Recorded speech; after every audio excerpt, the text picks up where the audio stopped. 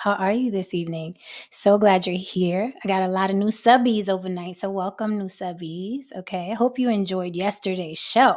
The block was hot last night. The block was hot last night. We discussed the Burly Things, aka Just Pearly Things. It was a really great panel, lots of insight. So if you want to catch that, that was yesterday's show. Very, very interesting, right? I'm always bringing it from a different point of view. All right. So welcome, welcome, welcome. If you're here for the first time, where you been, baby? Let's take care of a little business. You guys already know you can reach me on all social media platforms on the block with Jen, TikTok, Facebook, Instagram, what have you. If you want to contact me for business, right? Be it a collaboration, an interview, what have you. If you want to throw a topic at me on the block with Jen at Gmail. That's where I deal with business. Okay. Now I get a lot of mail in there. So if you want me to see your mail, okay, do capital letters in the subject line, throw a little emoji or something so I catch you because I get topics and suggestions in there. It's a lot to sift through along with my regular email of my regular life. Okay.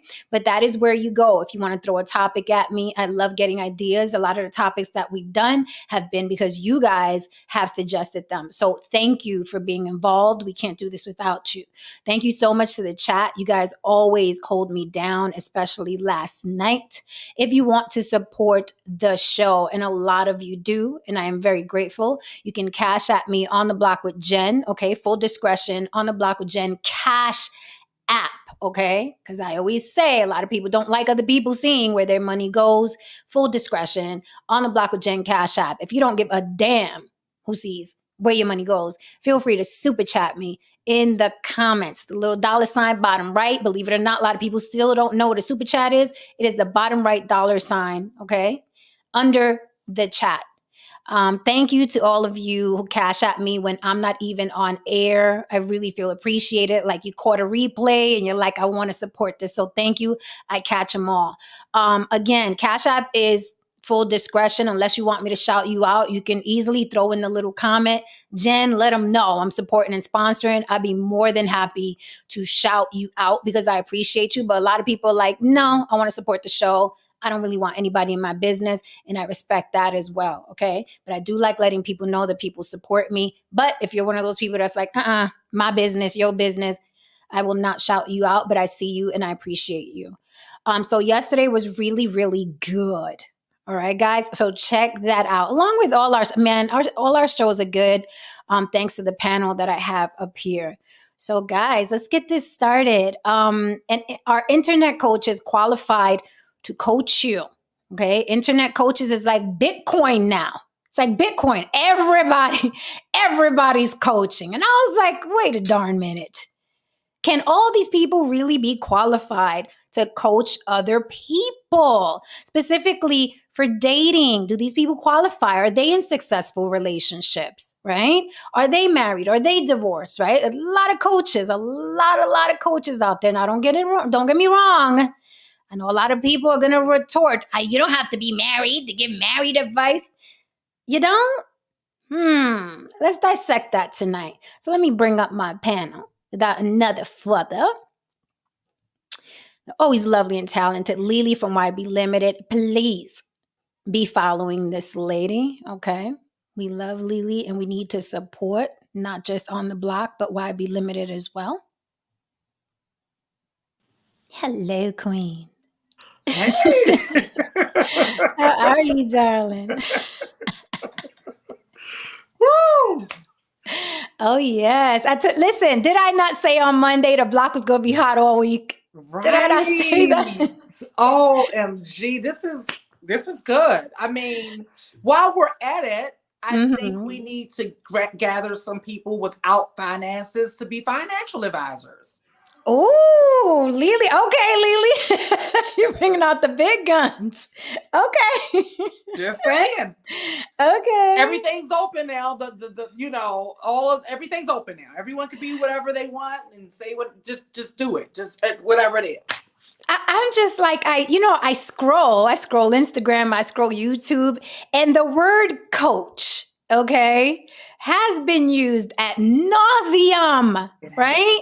But we have a gentleman backstage who's a coach himself, and I think he's gonna come up here swinging for the coaches. We will see. We will see. We Okay, so right. And by the way, anyone can cam up, rebut, retort, contradict, but we need your face. I do not do avatars here. I can't stress it enough. Sometimes you guys are backstage hiding behind an avatar. This is the block. You got to say it with your face. Okay. I appreciate that you want to partake and contribute, but we do that with our faces here, and faces make for better conversation where I'm from. Okay. Say it with your face. I need to see your face. Appreciate you, but maybe your place is in the chat, not on the panel. And that is okay. So let me bring up some gentlemen so we can get into this right away. George Cook, how are you, darling? George. Can't hear you. Unmute. Okay. Here we go. Try there that. You go. Hello, ladies. You all look really great tonight. Thank you. Thank you. I have some things to say about this. Oh, well, I've been hanging out in the chat, so I'm going to drop in for about 30 minutes if that's okay with you, Jen. That's perfectly okay. We missed you the last few streams, so welcome back. I wish I was on there last night. Boy, I was coming up with wasn't it good? I was like, man, I need to say something here. I need to say something there. All that. It was really good. See what happens? See what happens? This is the place to be. And I got a couple of DMs like that. People were like, I wish I was there last night. You got to be here. You got to be here.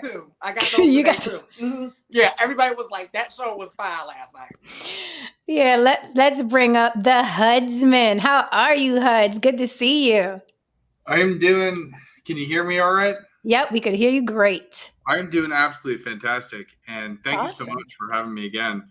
This is my bread and butter. Ooh. Thanks for coming through tonight. Absolutely. I'm a dating coach myself, so I've worked with many, many people. And yeah, what qualifies you? That's fantastic. Great topic. Okay. So you don't mind being in the hot seat? Because we're going to be asking some questions, Huds. No, you go for it. You go ahead and roast me however you deem fit. We love it. It's good sport. Love it. Okay, so tonight's topic, our internet coach is coaching you to a dead end, right? Our internet coach is qualified to coach you. Again, I scroll like we all scroll. The word coach is used ad nauseum. Everybody's a coach, from financial coaches to relationship coaches to dating coaches to people coaching you how to be single, to people coaching you how to cook, to people coaching you how to wear your pants and your hair. Like, I mean, it's the internet is overflowing with coaches. Now, here's what I see. I see a lot of negativity. I see a lot of toxicity. I see a lot of people who are single and miserable coaching a large number of other people. Okay. So are they being coached to a dead end? And what qualifies, right? What was the prerequisite can I just throw up coach and coach people how to curse people out and call myself a coach because I'm good at it? Right? Because it's just my personal flavor. So Huds, you said that you are a coach. So you tell us what qualifies you. So I think we need to start with the very beginning of defining what a coach is. Please do. A coach is somebody who has had the experience to be able to transfer that experience and that knowledge to somebody else. So if you are somebody online who is coaching other people on something, you need to have gone through experiences that allow you to transfer knowledge to a person. Now, one of the main things that I do with my guys is that if it is not a match and if I cannot relate enough to them, I will tell them we are not a match and I can direct them to somebody else, but I will not mislead them. Oh, so I'm just curious, what would make someone not a match for you? Because I would think, since this is a business, right, and everyone's after the quote unquote bag, you'd take anybody, like good, bad, or indifferent. Hey, you're paying me. Let's coach you. Let's coach you up. So what qualifies like someone to be like, no, I'm not doing this with you? That's a good one. I'm trying to think of one right now. I mean, there's been a couple in the past, but Nothing's coming to mind immediately of somebody Okay. I wouldn't take on. But typically, the people I won't take on are people, because essentially, and this is why I think that the whole, taking anybody, I do a 30-minute free consult before I work with Oh, anybody. okay. And that's so I can make sure that I can actually help them. Because if I can't, and they're bringing me a problem or a situation that's not going to get anywhere, we can't move forward.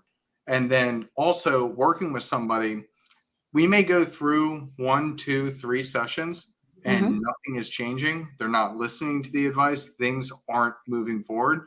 I have to tell them, unfortunately, obviously I like the money, but I have to tell them, unfortunately, we can't move forward because you're not doing the, quote unquote homework that I'm asking you to do.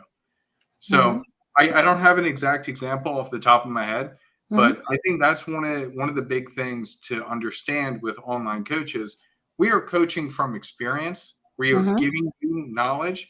If you resonate with us, go with it. If not, then step back. So that sounds like a therapist, like with therapy. Like if you don't match with your therapist, people advise find another therapist. Is it something like that? Absolutely. And I really appreciate you saying that, because I've noticed that myself. Like, I've gone to therapy in the past. I think everybody kind of has. And I'm not scared to admit that. It's very important to find somebody that not only resonates with you, but can actually help your problem. There are so many people out there that may have the skills, but they may not vibe with you in the right way to be able to help you in exactly what you're looking for. Okay, so I have more questions, but I want to pass the mic. Lily, George, you got anything before I continue? Uh-oh. Is that me? What? Can Yeah. you see me? Can you hear me? Yeah, I didn't know if that was me or you. I Is don't it know me? who was, I don't know who was stuck. Somebody was stuck. We can hear you fine. Okay. I have a question. Okay. So what made you get into dating coaching and becoming a dating coach? Trauma. Usually that's how it works. Yeah, that's usually how Yeah. it works. Yeah, Yeah. I'll be upfront with that one. Yeah, that's usually how it works. All right. I understand that part. So was it working through your trauma and you felt like you found a way to work through your trauma and you can pretty much package that up, bottle it up? Let's say my trauma was so bad that, I didn't want to do anything anymore. And I told myself when I very first began this, and this was back in 2020, so it's been 3 years now. I told myself, if I could change one person's life and give them the life that they always wanted, then it would all be worth it. And then once I was able to do that, I wanted to do another. I wanted to do another. I wanted to do another. I kept building. And I saw my situation and what I went through, and I never wanted somebody to go through that again. Okay. Is it too personal, or can you speak to the trauma that motivated you to want to help other people? So I'll keep it light, but Okay. essentially, kind of false situations, getting arrested, dealing with court. Obviously, the allegations didn't go forward with much, but all that money in court, all that time spent, devoting yourself to a partner that was not the person you thought that they were, and Like a lot of us have experienced. right, exactly. And so, like, going through all of that, and I moved out of my parents' house, graduated college, everything, and then because of this, and financially, I had to move back home with my parents. So here I am in my childhood bedroom, doing everything all again, feeling like I'm back in high school, and just all of the emotions and everything else that are tied to that. That's what really spurred me to do this, because I'll be honest, I'm pretty decent with the ladies. It's not a big deal to me, but I mean, again, it's something that I had to learn over time. And so I wanted to teach that to others, because I want them to know the red flags. I want them to know the green flags, and I want them to be successful out there to find a partner that they can have a successful, happy, healthy, long-term relationship. Mm-hmm. What's Go ahead, Lee. I was going to ask, what's some red flags that you kind of advise people to stay away from? Oh, this huge one. Definitely marriage coach or dating coach. That's I'm going to get to that in a second. So essentially, one of the big red flags is how often they're kind of like on your case and communicating with you. You don't want to have a partner who's relying on you. So if they're texting you all day long, or if they get frustrated when you're not responding or not, just like getting back to them in a certain amount of time, that's a huge problem. That's one of the big ones that I see, because people that are insecure tend to get extremely attached very quickly. And sometimes it's a little hard to pick up on until their claws are too deep into you. Yeah, because it feels, I just wanted to jump in. It feels good at the beginning. It feels good when somebody's like, where are you? Why didn't you text me back? Like, it feels good in the beginning, the attention. And then after a while, it starts wearing on you. And I know I've experienced, like, talking to certain potential mates, and then they'll text me, and if we're all busy, right? We're all on a mission, and then if I don't respond within 5-10 minutes, it's like, oh, okay, I guess you're too busy. And I'm like, what the fuck? I have a whole life going on here. Like, I can't. So it wears on you, but it does feel good in the beginning, because you're like, oh, look, someone likes me a lot, and then it wears on you. So that's a great red flag. Before I pass the mic to George, because I know George had a lot to say, I did want to ask you, Huds. People will say, hey, I don't need to have the experience in order to coach this. I've seen that with people who advise people about children and they don't have children, or people that advise people, like, let's say, you know what I mean, the thunder and lightning sounds, but someone like a Kevin Samuels, right, who wasn't married, who was twice divorced, right, who was backed up on child support in the beginning, after he started making money.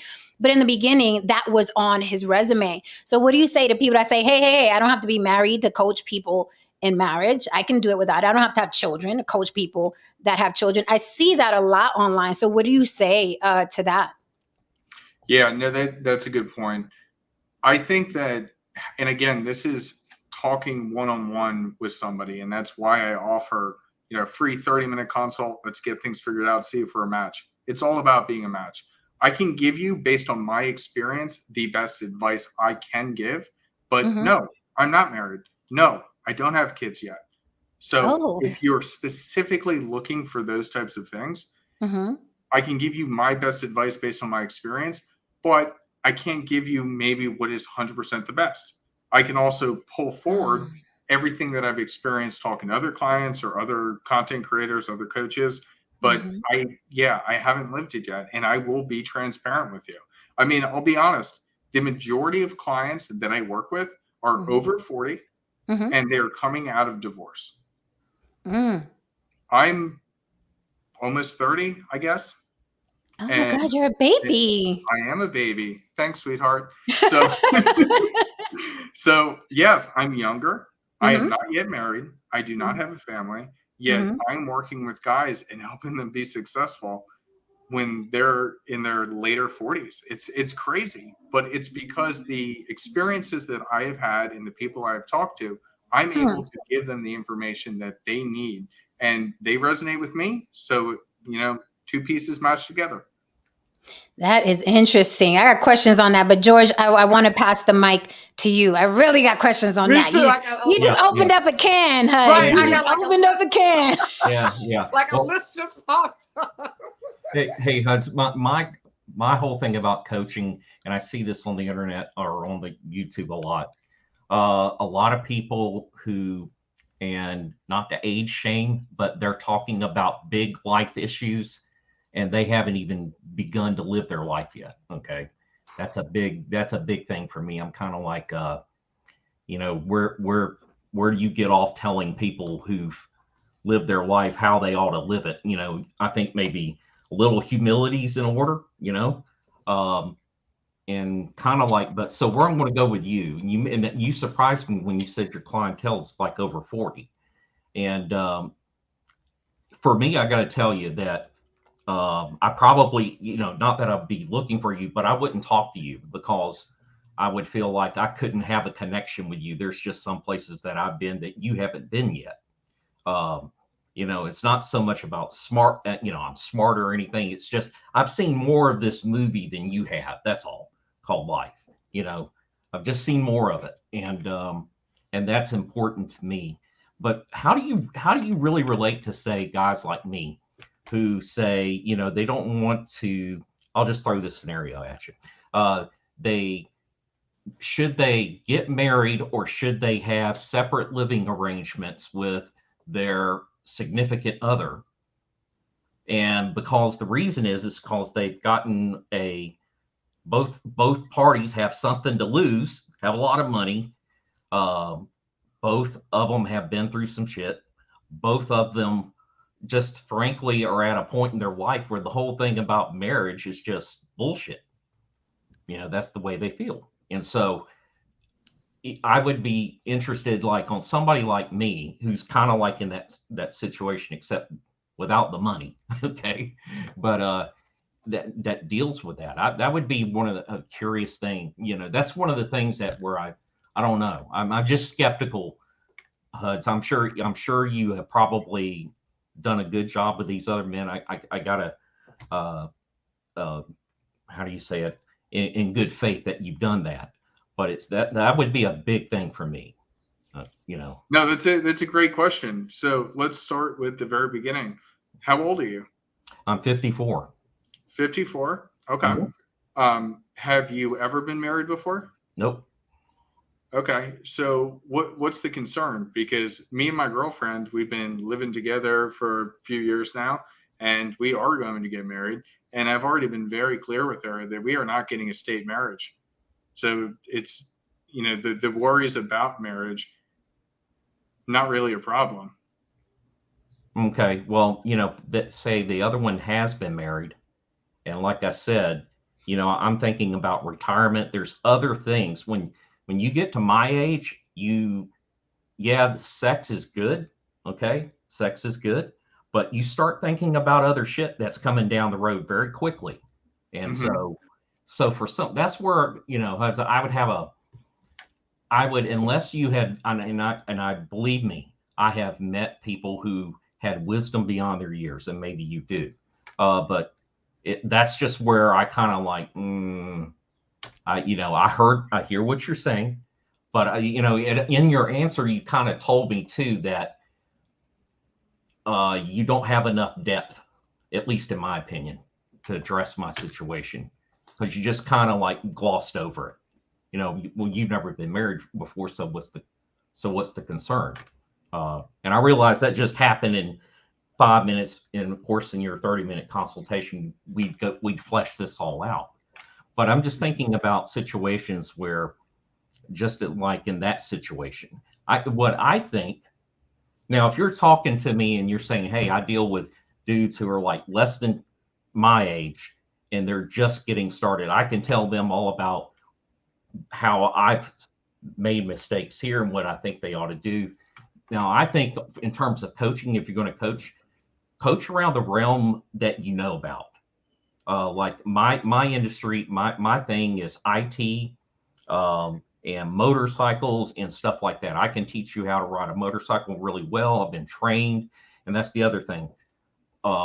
Training, any formal training in like psychology, relationship dynamics, things like that. I see a lot of that's lacking. People are just getting up there with their life experiences, which, depending on the depth of it, might be good, but they're also talking about a lot of bullshit. Now that I'm not talking about you on that. I'm talking about in general. Mm-hmm. So, yeah. Interesting. So, I agree with you, George, but Don Levon brought up a good point before we welcome Glenn Lawrence, actor, director, writer, and badass. And Carrie, is it Carrie or Kari? Kari, like a car. Kari. Yeah. Okay, Kari. Yeah. Welcome, Kari. Don Levon did bring up an interesting, because I'm with you, George. I'm cynical, so I'm always looking at, what I've been through? Like, what I'm saying? You know what I've been through? Like, you can't coach me, you 20-something-year-old. I have a child your age, right? That's the knee jerk reaction, right? Right. But Don Levon does make a good point with this comment. He says many men over 40 divorced and entering this dating market need coaching. Dating 20 years ago and dating today with this social media dating is different. Coaches are needed in some cases. So it's like, I think 40 something year old in divorce needs someone who's kind of like, you know what I mean, has their ear to the streets of what's happening now. So there is value in someone who's younger and who's still dating now. So now I'm seeing it differently, but that's what the block is for. I'd love to pass the mic to our new guest, Glenn Lawrence. Kari, how are you, gentlemen? Who wants to go first? I'm doing good. How's my volume? Too high, too low? What is it? You're fine. We got you. All right, cool. Yo. Oh, go ahead. Go. Please. I was going to say, as a divorced man in his 40s, I don't really date women my age, So like a lot of women are a lot younger than me. I don't really meet a lot of women out and about that I'm attracted to my age, And how much younger? So we know whether or not we got to drop you from the panel. The lowest has been 20 years. 20, and you're how old? 45. You're 45. So a 25-year-old girl? What are those conversations like? Okay. Well, I don't date a lot. I've only dated one 25-year-old, know. It's like it's varied from 25 to probably 37, something like that, But, okay, and I'm curious, before you continue, I'm just curious because I hear that a lot. What is it about women your age that you're kind of like, pass? For me, they're not fun enough. They're okay. I'm active, I'm a creative person. I go out, I do filming. I'm out at night sometimes, I don't like go to the clubs to party. I go to the clubs to do things like film, network with people and things like that.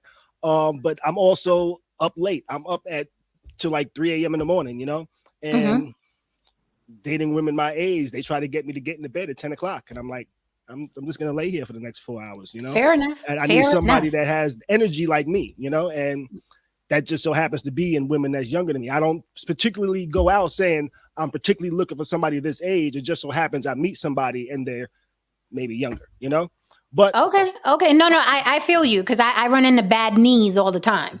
Like I like doing shit, and I'm like, everybody got bad knees over 40. Knees are busted over 40, so I understand. Right. So go ahead, continue. Thank you for answering that.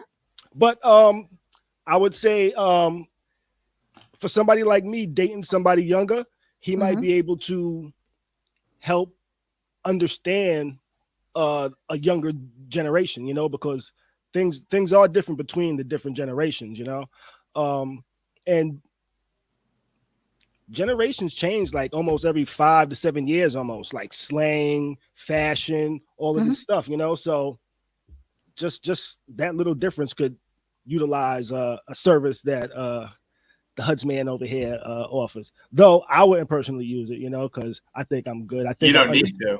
You're killing it. No, but I love what you said, that generations change every 5-7 years or so. That's the truth. A lot of men, they get into these relationships and marriages, and then when they get out of them, they have no idea how to navigate the current sexual marketplace. And that's what I love, being able to bridge that gap for them. Glenn Lawrence would say thee. Man. Is it thee or thou? So my opinion on like dating coaches, I'm critical a lot about a lot of things, especially, people on the internet in general. But there is a use.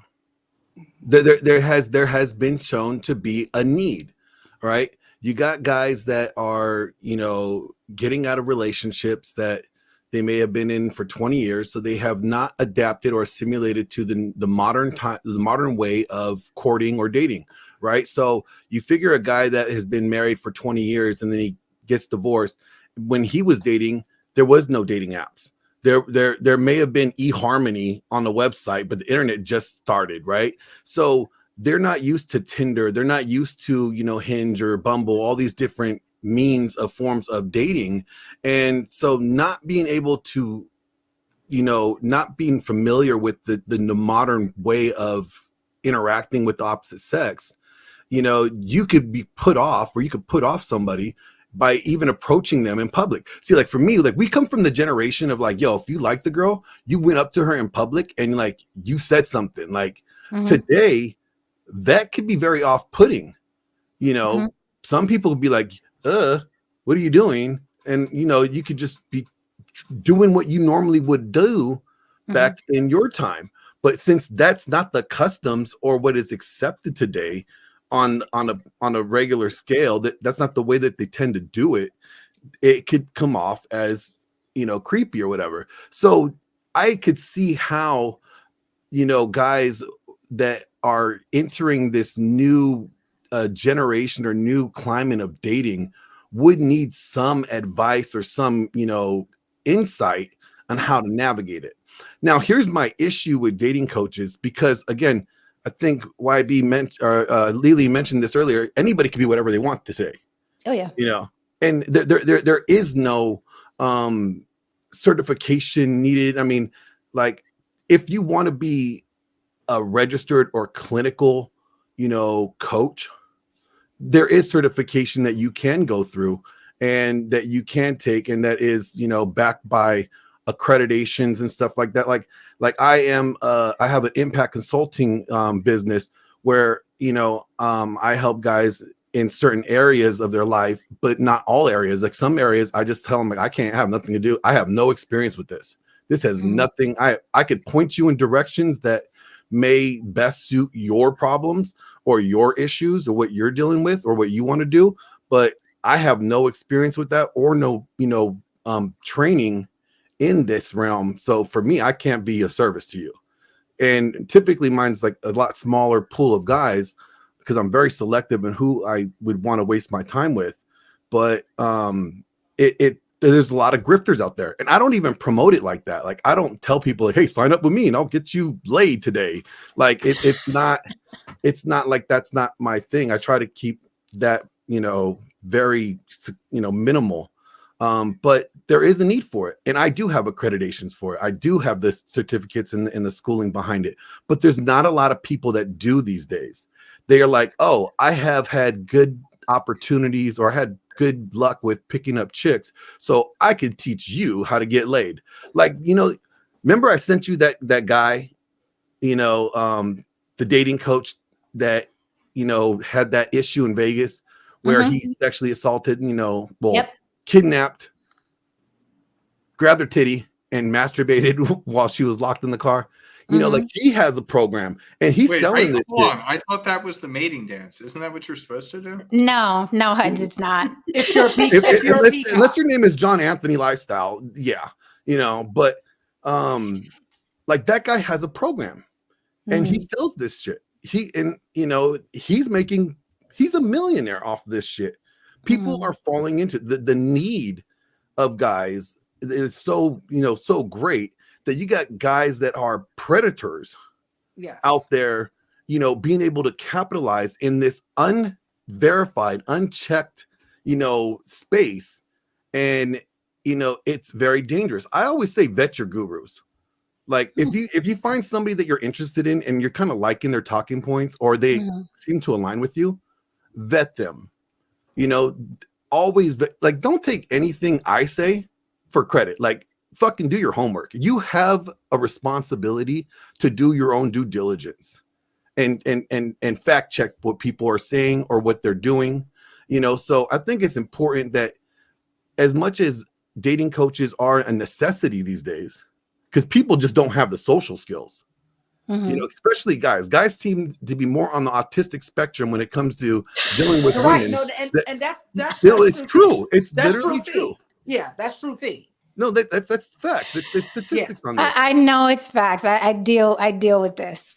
Like communicating with men now is like, are you kidding me? Like I always assume that they are on the spectrum, and that's not trying to be funny. Like no, I do. Yeah. I think everybody's on the spectrum these days. I'm like, okay, everybody's a little bit of crazy or retarded. But let me ask this question, just devil's advocate. It sounds to me like, and correct me if I'm wrong, it sounds to me like an older gentleman would need someone HUD's age if he wants to date someone HUD's age. Because I think a 45-year-old, if he went after 45-year-old women, they're going to be on the same vibe and same wavelength because they come from the same generation. But if I'm a 45-year-old divorced man and I want to date a 25-year-old, I may need another 25-year-old to tell me what 25-year-olds, what language they speak. Now, that's what it sounds like to me, because do you need to coach a 45-year-old to date a 45-year-old or someone in his age bracket? I think it's the communication skills, Sure. right?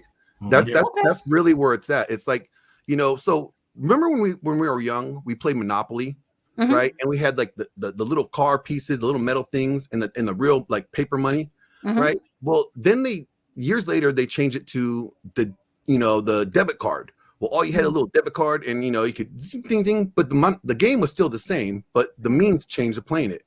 Well, nowadays it's virtual. You could do it online, and you could do it, on your computer or on your phone with other people, and not have anything other than your device, right? So the means and how the game is played has changed, but not the game itself. So when you're coming from playing Monopoly from the paper in the real pieces time to now having to play it in this digital world, the game, you're just not familiar with the means and how the game is being played. You don't know the rules because it's now. Even if you're trying to go with somebody that's your age, how do you find somebody if that was your choice to select? How do you find where are these people? Where are these women your age that are single at, right? And how do you approach them in this society that everybody's on a device? The biggest dating app is not even registered as a dating app, which is Instagram. Wow, I thought it was Facebook. I thought it was Facebook. It's Instagram. Okay. Instagram is the dating app. Instagram is a whole stroll too. Yeah. When I meet a woman, I don't know whether to ask for her phone number or her Instagram. Now they ask for Instagram these days. People rarely ask for numbers anymore. Actually, that used to be a close. Back in the day when you got a girl's number, that was a close. You used to be able make sure the number is verifiable too. Make sure you actually call it and you get a real voicemail and you don't get the doo-doo-doo, you just got scammed, but but back in the day, getting a number was a close. Today, getting a number ain't shit. It's getting their Instagram, having them follow you. That's a real close. That's funny, but it's true. Let me ask a question here. Jen, Glenn, let me hop in here because Jen, I thought it was funny that you were saying I thought it was Facebook. So let me ask, as a 45-year-old woman, 49, honey, 49. Okay, don't be cutting off a few years. Right. Do not be taking away these. I'm 49, years, baby. Years, baby. There is no way that either of you are that old. I'm 49, baby. I'm 49. But if you were a 45-year-old woman, how do you meet men? How do I meet men? Oh God. Yeah. Okay. She doesn't really have to. They're all in her DMs. Right. So I would say, if I'm being on, I would say online. Okay, well, it's a little different on Instagram. Used to be on Facebook. Used to be on Facebook, but now I'm more so on Instagram. So Instagram, like guys that DM me, and I go straight to check their life out. Let me see what this guy's into, how he dresses, what he drives. Does he have too many children? That's what I do. And then I either say hi back or not at all, depending on their Instagram. So I would say Instagram if I had to. Short answer, Instagram. That's what I'm saying, that if guys have been in relationships or a little bit older and they're disconnected from current society, they need to understand what they're supposed to be doing, what they're supposed to be posting, what they're supposed to be sharing. How do they represent themselves? Fair enough. Potential dating pool. Right. Because I tell you what, I rarely ever jump into anybody's DM. It just doesn't feel natural to me. So that was what I was about to say. I still get people because I'm in New York City and I'm always outside. So I still do get people who approach me physically. That still happens here. Now, once you leave here, and I travel a lot, it's a lot different. They don't approach you outside of New York like that.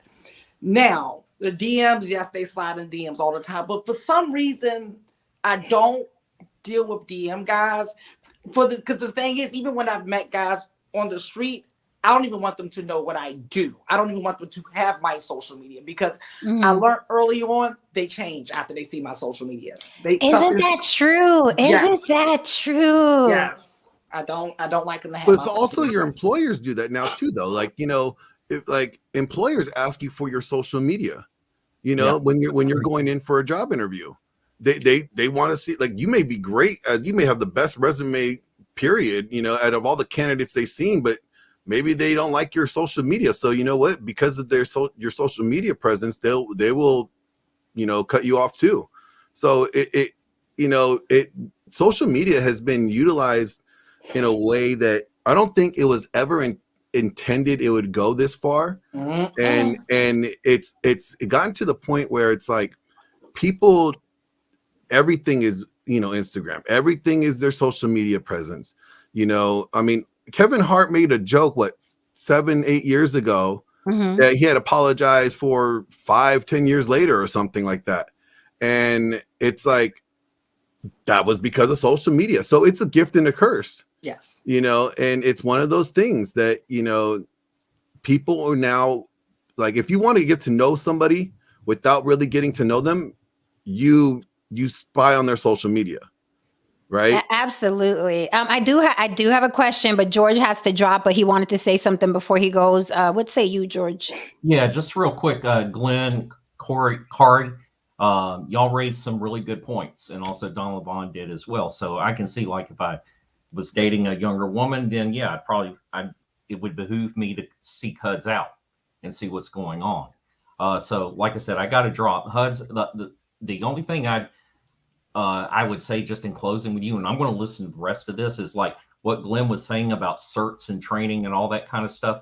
I think that will really help your game quite a bit with taking your practical experience then with what the training is and then bringing that together.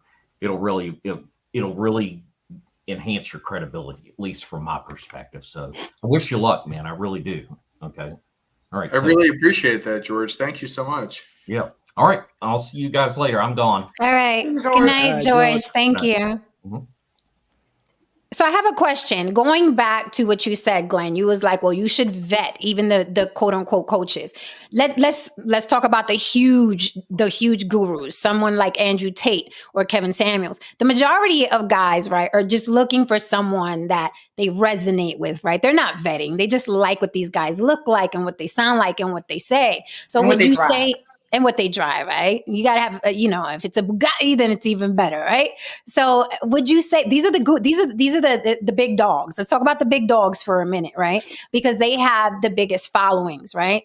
So, these guys aren't vetting. They just like what Kevin said. They like what, Top G said. What would you say to that? They're not vetting these guys. Do you think that Andrew Tate and Kevin Samuels are leading these guys to lead a better lives and be more attractive, not to themselves, but to the opposite sex? Because I'll say this: if a man approached me with Kevin Samuels talking points, immediate turnoff. If a man approached me with Andrew Tate talking points, immediate turnoff. They would just come off to me as tools. And I'm like, I'm not going to deal with an asshole no matter what he drives. But what do you say to guys that are looking up to these guys? Because they have the biggest followings. The coaches are cool, right? But these guys have the biggest followings. Do you think they're vetting Andrew Tate and Kevin Samuels? Or are they just like, well, no one's doing anything with Kevin, but you know what I mean? His I don't think talking points are still do out that. there. And again, remember how I said, like, people are on the spectrum, right? Most guys are autistic, right? So what they are doing is they're mimicking, they're role playing, Yes. right? I'm gonna be Andrew Tate. I'm gonna be my own recreation of Andrew Tate. And I'm gonna have the swag like Andrew Tate. I'm gonna fake it until I make it. Right. And what they're not realizing is that some of the things that are said in these streams are just for your information, just for you to be aware, not for you to reenact. Like, it's like, just because Andrew Tate says, this. So you're basically saying just for entertainment purposes. That's what you're saying. Well, not even just for entertainment purposes. It could be just for information purposes, right? So if a woman is, her words and her actions are not aligning, right?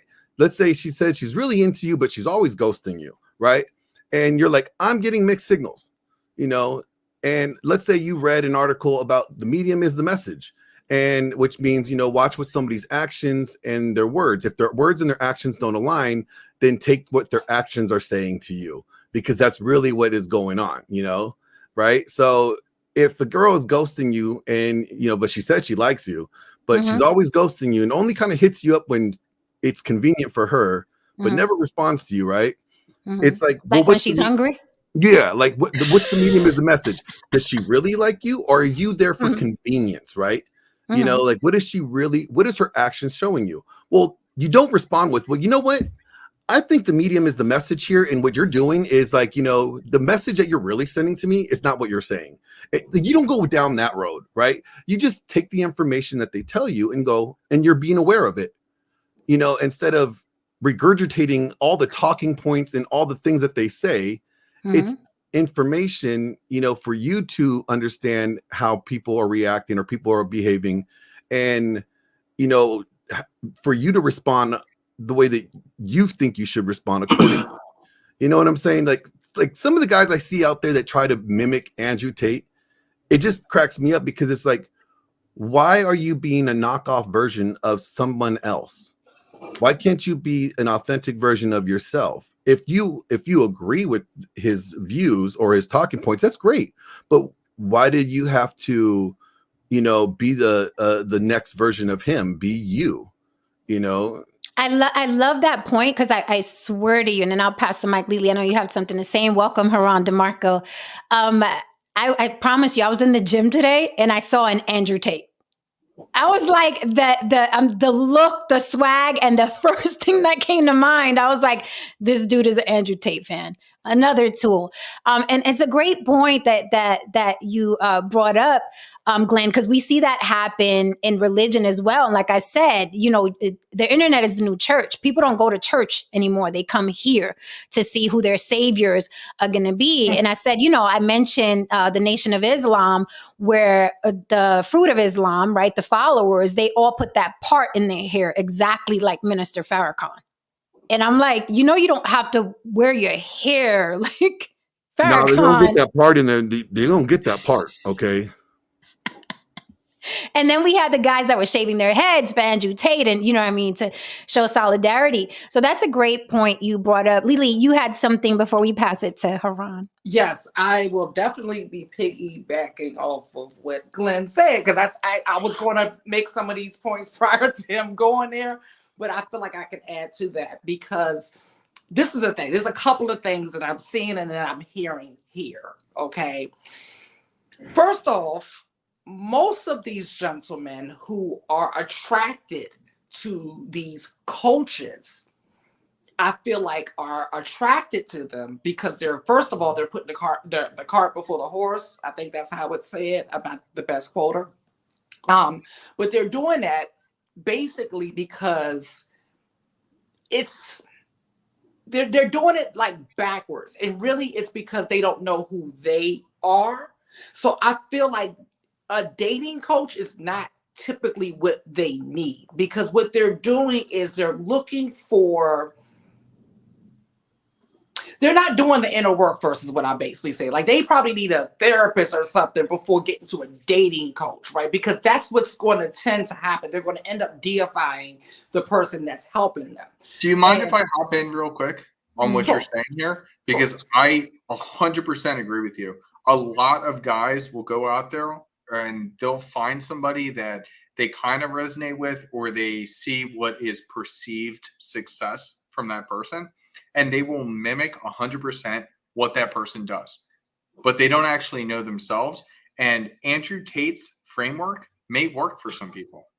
Other coaches' framework may work for some people, but it does not work for you. And you're not taking the time to understand yourself and to see whether that framework will work. You're just trying to use a framework that has succeeded for somebody who is not you. And so I got one more point, because you just took me to my next point. My biggest point is this, because I've been mentoring people for years, typically behind closed doors. Like I said, it's very personal why I do what I do. outside of my work life.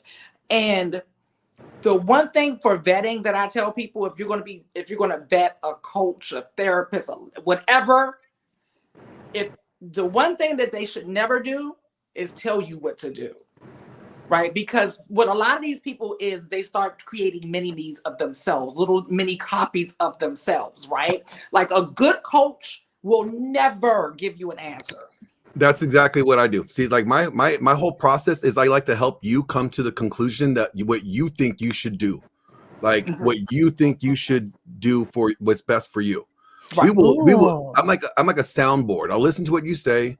I will give you my opinion or my experience on things, but I will never tell you. I don't give prescriptions. See, that's a huge thing. You want the individual to come to the conclusion that you're just helping them process through things and sort things out. You know, how does this look like? So if you did do this, what do you think that looks like for you? You know, what are the pros and cons of this? Is this something that you think that is practical? Do you think you could practically, you know, accomplish this goal or whatever this task is that you're facing? You know, okay, if it is, how do you think the steps should be? What is it going to take for you to get there? Like, these are all things that, like, I bring up with, you know, people that I work with, and it's like, I don't tell them the answer.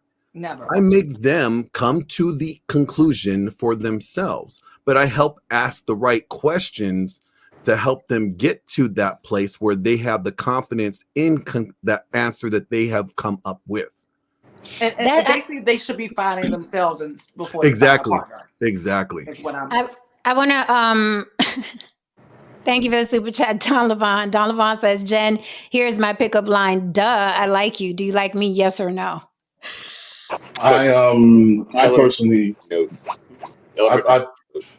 Sorry.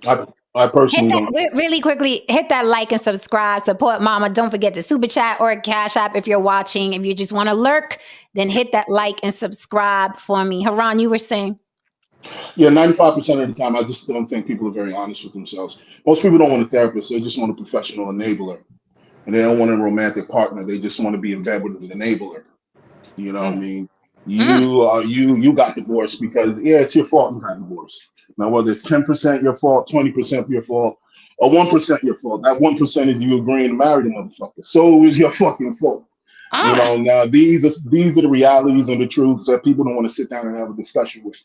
I already know my issues that I had to work through. I don't need to pay somebody to tell me that. I was a fucking alcoholic. I was emotional, you know what I mean? I was emotionally distant. I don't need you to tell me those issues. Now, a lot of times people think that, well, it's me and people have to accept me for who I am. Like, yeah, it's me, but I like drinking, but it was causing a problem. So that's toxic. You know what I mean? People just assume that just because it's something that they enjoy doing, it means that it's positive. You know, well, crackheads love smoking crack. You know what I mean? You know what I mean? That's not necessarily a positive thing to do. So a lot of times, what I see with a lot of these coaches and these life coaches or whatever the fuck you want to call them, they're not going to tell you the real deal. They're not going to tell you that, hey man, you need to get your shit together. A lot of times, motherfuckers just need a friend. They just need a real fucking friend. They don't need to take their money and go spend up there and spend thousands of dollars and so on and so forth. You just need to have somebody grab you by the motherfucking shoulder and say, hey man, cut the shit. Well, see, that's the problem right there. You're right, Ron. You're right. I mean, you're absolutely right. I don't mean to cut you off, but you're right. No, that. You know, and the point is like this. No, one second, Glenn. Now, I'm not taking anything away from what HUDS does or what you do, Glenn. You know what I mean? If you have a genuine mission to help people and try to get them out of their, you know what I mean, out of their negative space, then kudos to you. I don't expect everyone to follow the path that I go through and so on. I'm a realist, you know what I mean? I have no issue looking in the mirror and saying that, okay, this is what this is and I got to fix it. You know what I mean? That's me. Other people, they need assistance. Other people, they want to spend their lives running away from that. That's their business. But the point here that I'm making is that a lot of these online coaches, offline therapists, or whatever, a lot of them are in business because they're just sitting there shaking their head. They're just enabling a lot of this fucking bullshit. that a lot of these people are going through. And a lot of times those people will sit there and divorce themselves from their therapist because maybe their therapist told them that, hey man, you need to cut the shit. Oh, me and my therapist ain't gonna work out. I had to leave my therapist. I just want to jump in here real quick because Haran, I mean, you're right on time, because what I was going to ask Glenn and Huds and Lily, even, it sounds to me like they're, I would say, just how I see it, very soft approach to coaching. Like, well, what do you think? I'm very therapeutic. What do you think? How can you? And I had a conversation not that long ago with a television executive, and I felt like it was a wonderful, fulfilling conversation because, I was talking to him about shopping, projects and things like that. And he always brought me back to, Jen, what do you think is best? Who do you think is best? And I was like, holy shit. And I felt smarter afterwards because I was like, he put the power in my hand and the decisions in my hand. And it turns out I had the answers, but I was looking to be, guided. And he was like, no, I'm gonna let you figure it out. And I felt fulfilled. However, going back to what Haran said, I'm also a hands-on learner. You have to show me what the fuck it is that you have experience in, and just tell me that. I need a coach. And when we look at sports, coaches in sports aren't like, well, what pass do you think you should do? And where do you think you should throw the ball? They're like, this is what the fuck you do. You get in there and they win. And the teams win. Between fundamentals. See, that's what you're talking about. You're talking about fundamental skills versus, like you have already taught that they already have the fundamental skills. They know basic things, but it's like, how do they execute? Now you're helping them figure out how to execute after they have already had the skill set, right? Okay. So there's a difference. And it's like, you have to be, my process of doing some, because so I'm not going to disclose anything about exactly, but I had a client that came to me and he was telling me about, he's trying to get back into some things. And I'm sorry, Glenn. Somebody mute your mics, guys, when you're not talking, because I'm hearing wind like in between every word. Go ahead, Glenn. So I had this guy tell me like he's having these problems and, and he wants to, get better at this specific thing. Well, what he was doing was very counterproductive in his process. Like he was literally sabotaging himself in the process as a cope, right? And some people would just be like, "Oh, okay," and not call them out. I'm like, "Well, you're being an idiot. You're shooting yourself in the foot." Like as Haran was saying, sometimes they need a friend. But see, here's the problem: people are too concerned about how what they say may actually offend their friend, how it's going to make them feel, not really about whether or not their friend actually really needs to hear what they're having to say. I tell my friends, like, I'm very raw and I'll tell them straight up, you're an idiot. Like what you're doing is fucking stupid. Sorry, I think it's stupid. I think it's counterproductive. I've told Huds many times he's stupid. I tell him all the time he's stupid, and it's like, and it's not because I do it in a mean way, like to make him sound like he's illiterate. I'm saying you are getting in your own way of succeeding in what you're trying to do. So stop, coping with this and, abandon this but people don't want to do that. They don't want to offend. They don't want to hurt their feelings. And we live in this, generation where it's not what people say is true or not. It's how it makes them feel. It's like Haran could be telling me something like, Glenn, you're slacking here. And if I said to him, I feel what you just said to me was aggressive and, like you were attacking me. And I don't appreciate that. I'm just ignoring the fact whether or not what he said is actually true or not. Because if what he's saying is true, and I'm not addressing that first, but I'm addressing how what he said impact my feelings, that I'm never going to get past the problem or get to the point where I'm actually addressing the problem. It's like, there's a story of like a woman with a nail in her head. And she's going around saying that I have a headache. And she tells her husband, I have this headache. And, and she's like, I tried medicine. He's like, well, have you tried taking the nail out of your head? And she's like, I'm talking about my head. I'm in so much pain. You're going to ask me about this. Like, she didn't like the way what he was saying made her feel. But what he was trying to address was the problem. But because he wasn't sympathetic to her feelings. And that's the generation that we're in. It's all about how things make us feel. It's like they're not going to get the solution that they want from their friends, and friends don't want to be that person to offend anybody. So they go to somebody like, that they don't have any emotional connection to, and would rather hear that cold, hard truth from somebody that they have no, connection with, no relationship with, no history with. And they're able to take that better than taking it from you. Like, how many times have you ever like had a relationship where you told your partner something, or your boyfriend or your girlfriend or whoever, like, hey, you're doing this wrong, and they get mad at you. But then Joe Blow down the street goes, hey man, you're doing that wrong. If you did it differently, if you did like this, you might, actually be able to do that better.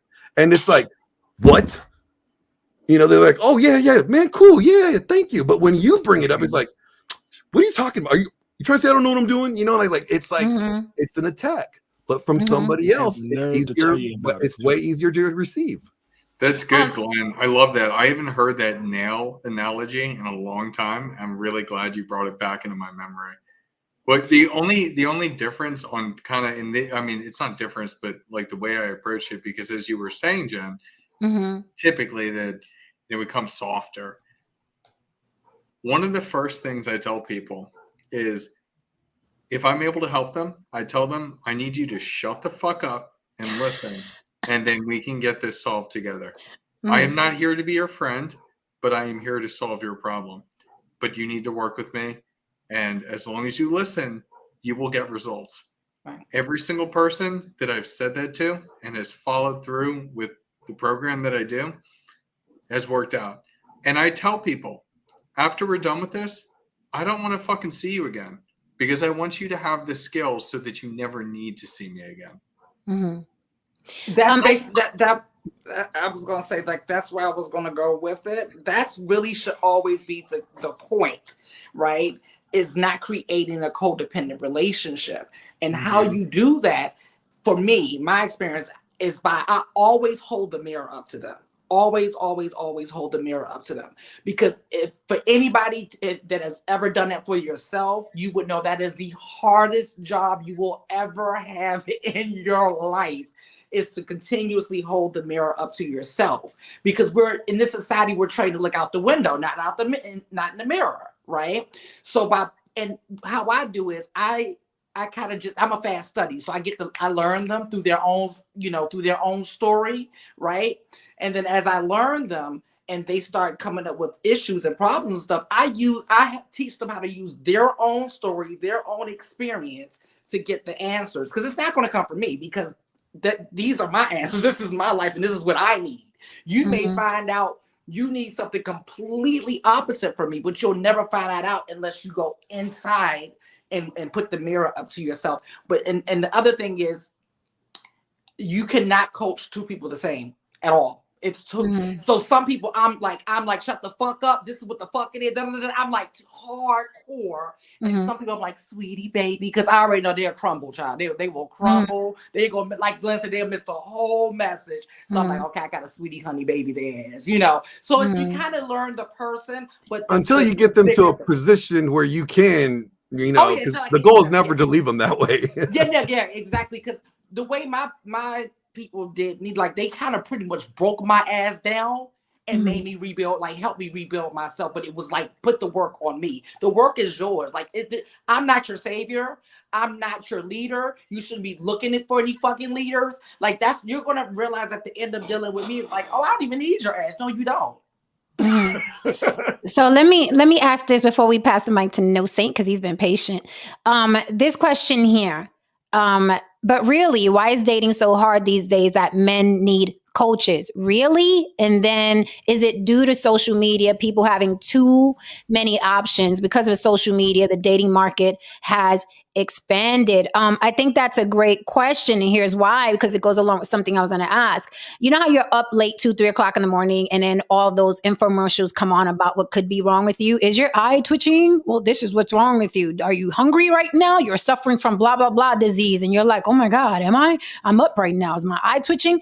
Right? Do you think do you think with the rise, right, with the saturation of social media, coaches, right? Do you think that men, even men that aren't quote unquote sick, are going to start feeling like, oh, this is why women don't like me? Like, are we conditioning men to be weaker and needier by having other men with a lot of charisma tell them something's wrong with you and here's what it is? Do you think there's conditioning going to happen? I think so. There's a little bit of both, and I'll just say this quickly. I think I think we've talked about this before. I said a lot of guys have this belief of these old set of rules, right?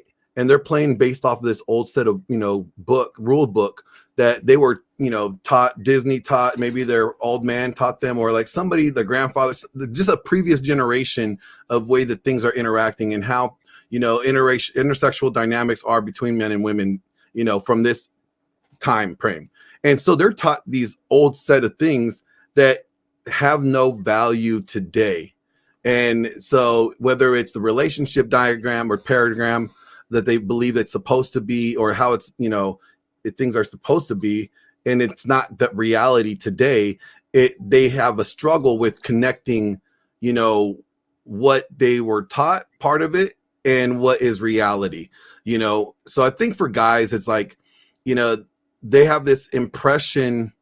A lot of guys still think women are not as that don't have the same, or don't have a higher sexual drive than they do. Women still don't have, technically, from scientific standpoint, they don't have the testosterone in them to have this to equate to the same sexual drive as men do.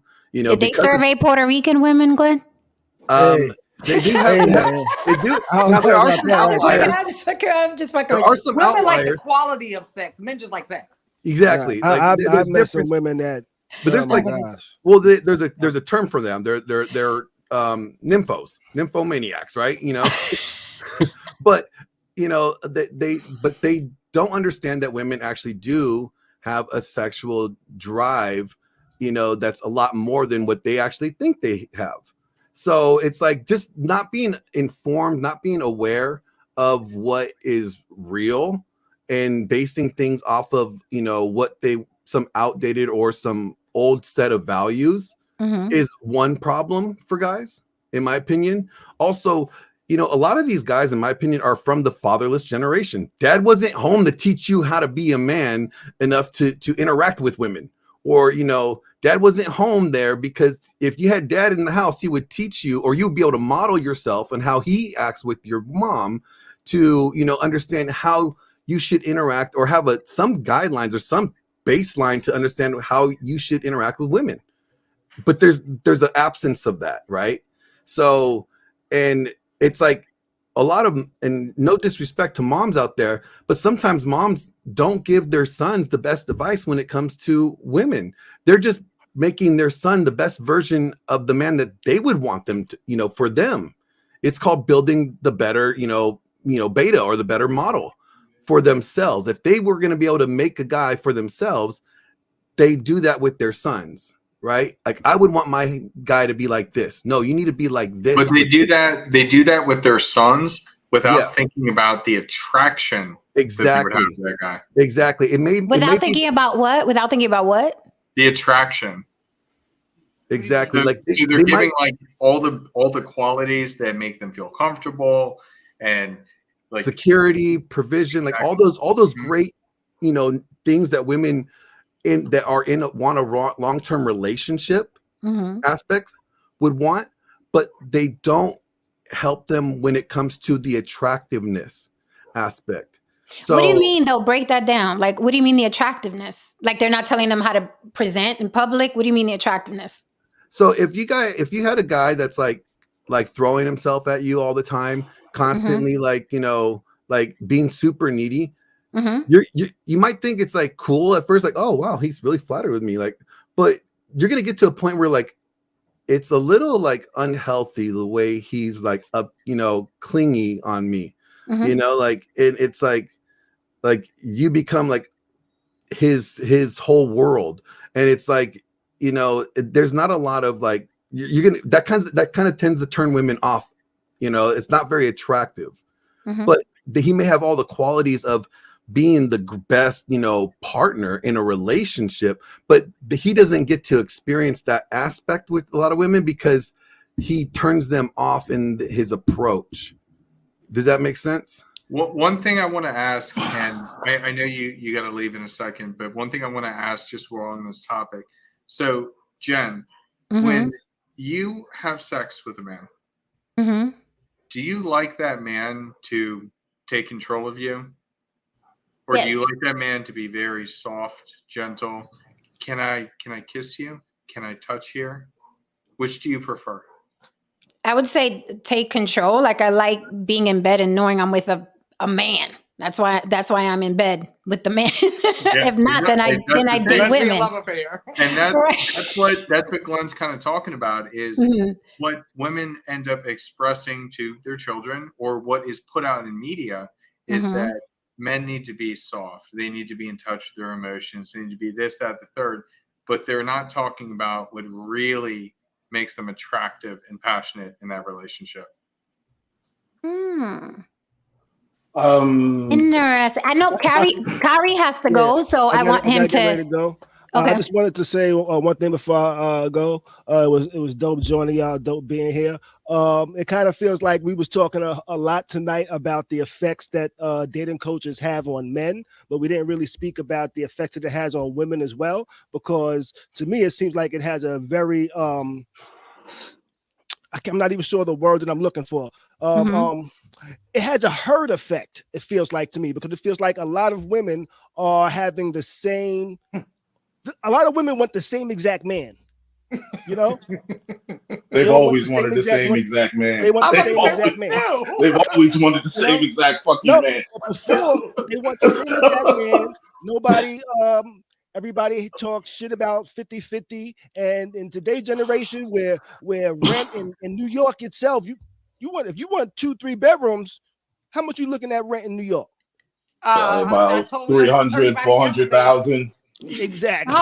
It's starting at in Brooklyn. It's starting at 2,100 for an efficiency. No, I was talking about living, like cost of living. If you want that kind of lifestyle, I'm traumatized. So to be fair, Kari, you're absolutely right, and thank you for reminding me, because the thumbnail was both sides of it. The guy on the left is catering to women, and the guy on the right is catering to men.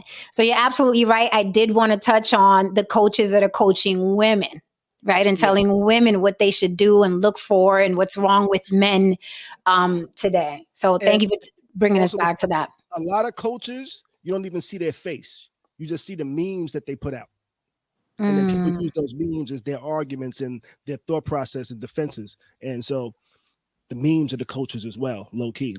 But I appreciate y'all. I'm out of here. Thank you for coming through. I'm gonna check it out on my phone while I'm driving. All right. Take care of yourself. Thank you, Kari. Be safe.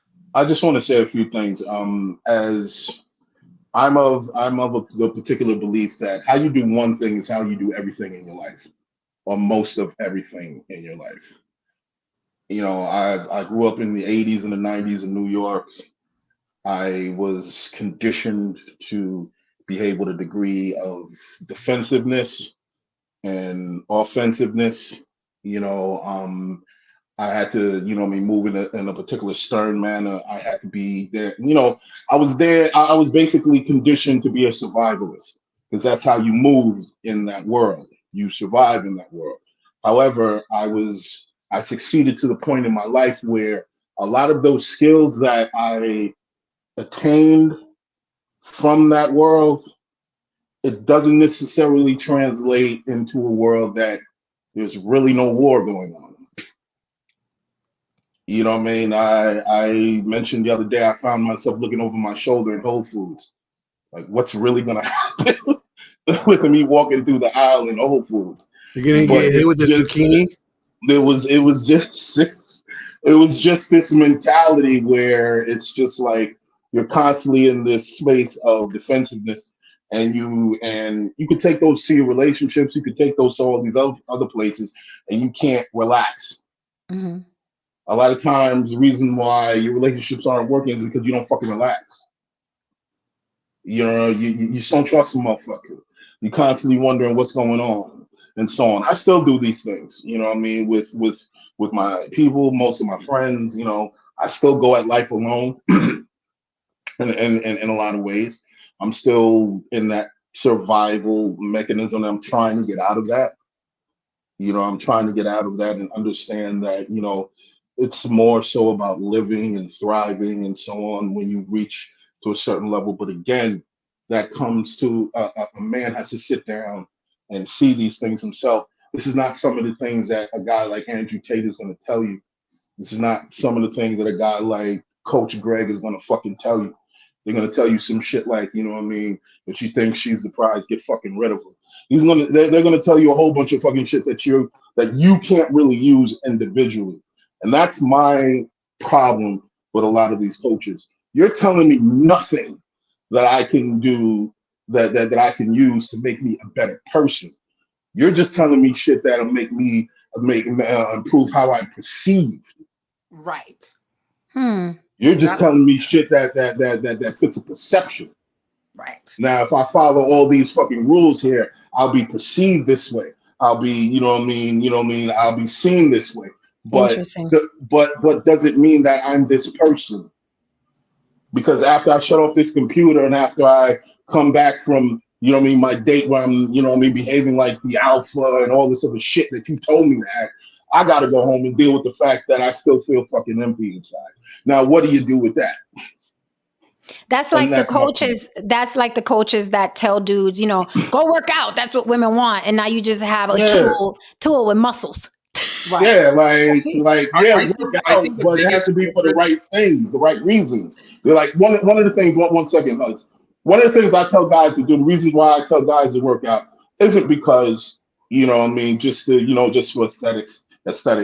It's really because the moment you can conquer your health, you can conquer the way that you look and feel, it'll be a huge accomplishment. And the psychological, you know what I mean, a result of that, you'll feel like, yeah, if I can change this, I can change other things in my life. I can do this, I can do that. And by just doing, and it has an effect, because then you'll realize, oh shit, now I'm dressing better. Oh, now I'm handling situations better. I'm being more stoic in stressful situations. All of these things play on each other. Yeah, let me just piggyback off of that. Like, I could say for my own experience, you're muted, Jen. I wanted to throw the mic to No Saint because he's been very, very patient, and I do want to segue to the coaches that coach women as well because I want to. That's what I wanted to talk on. So let me grab it after him. Okay, cool. And then we're gonna get into something else. But go ahead, No Saint. Can I just piggyback off of what Haran said real quick before we do that? No, let's let Saint talk. Let's let No Saint because he's been waiting. He's been waiting. I want to be fair.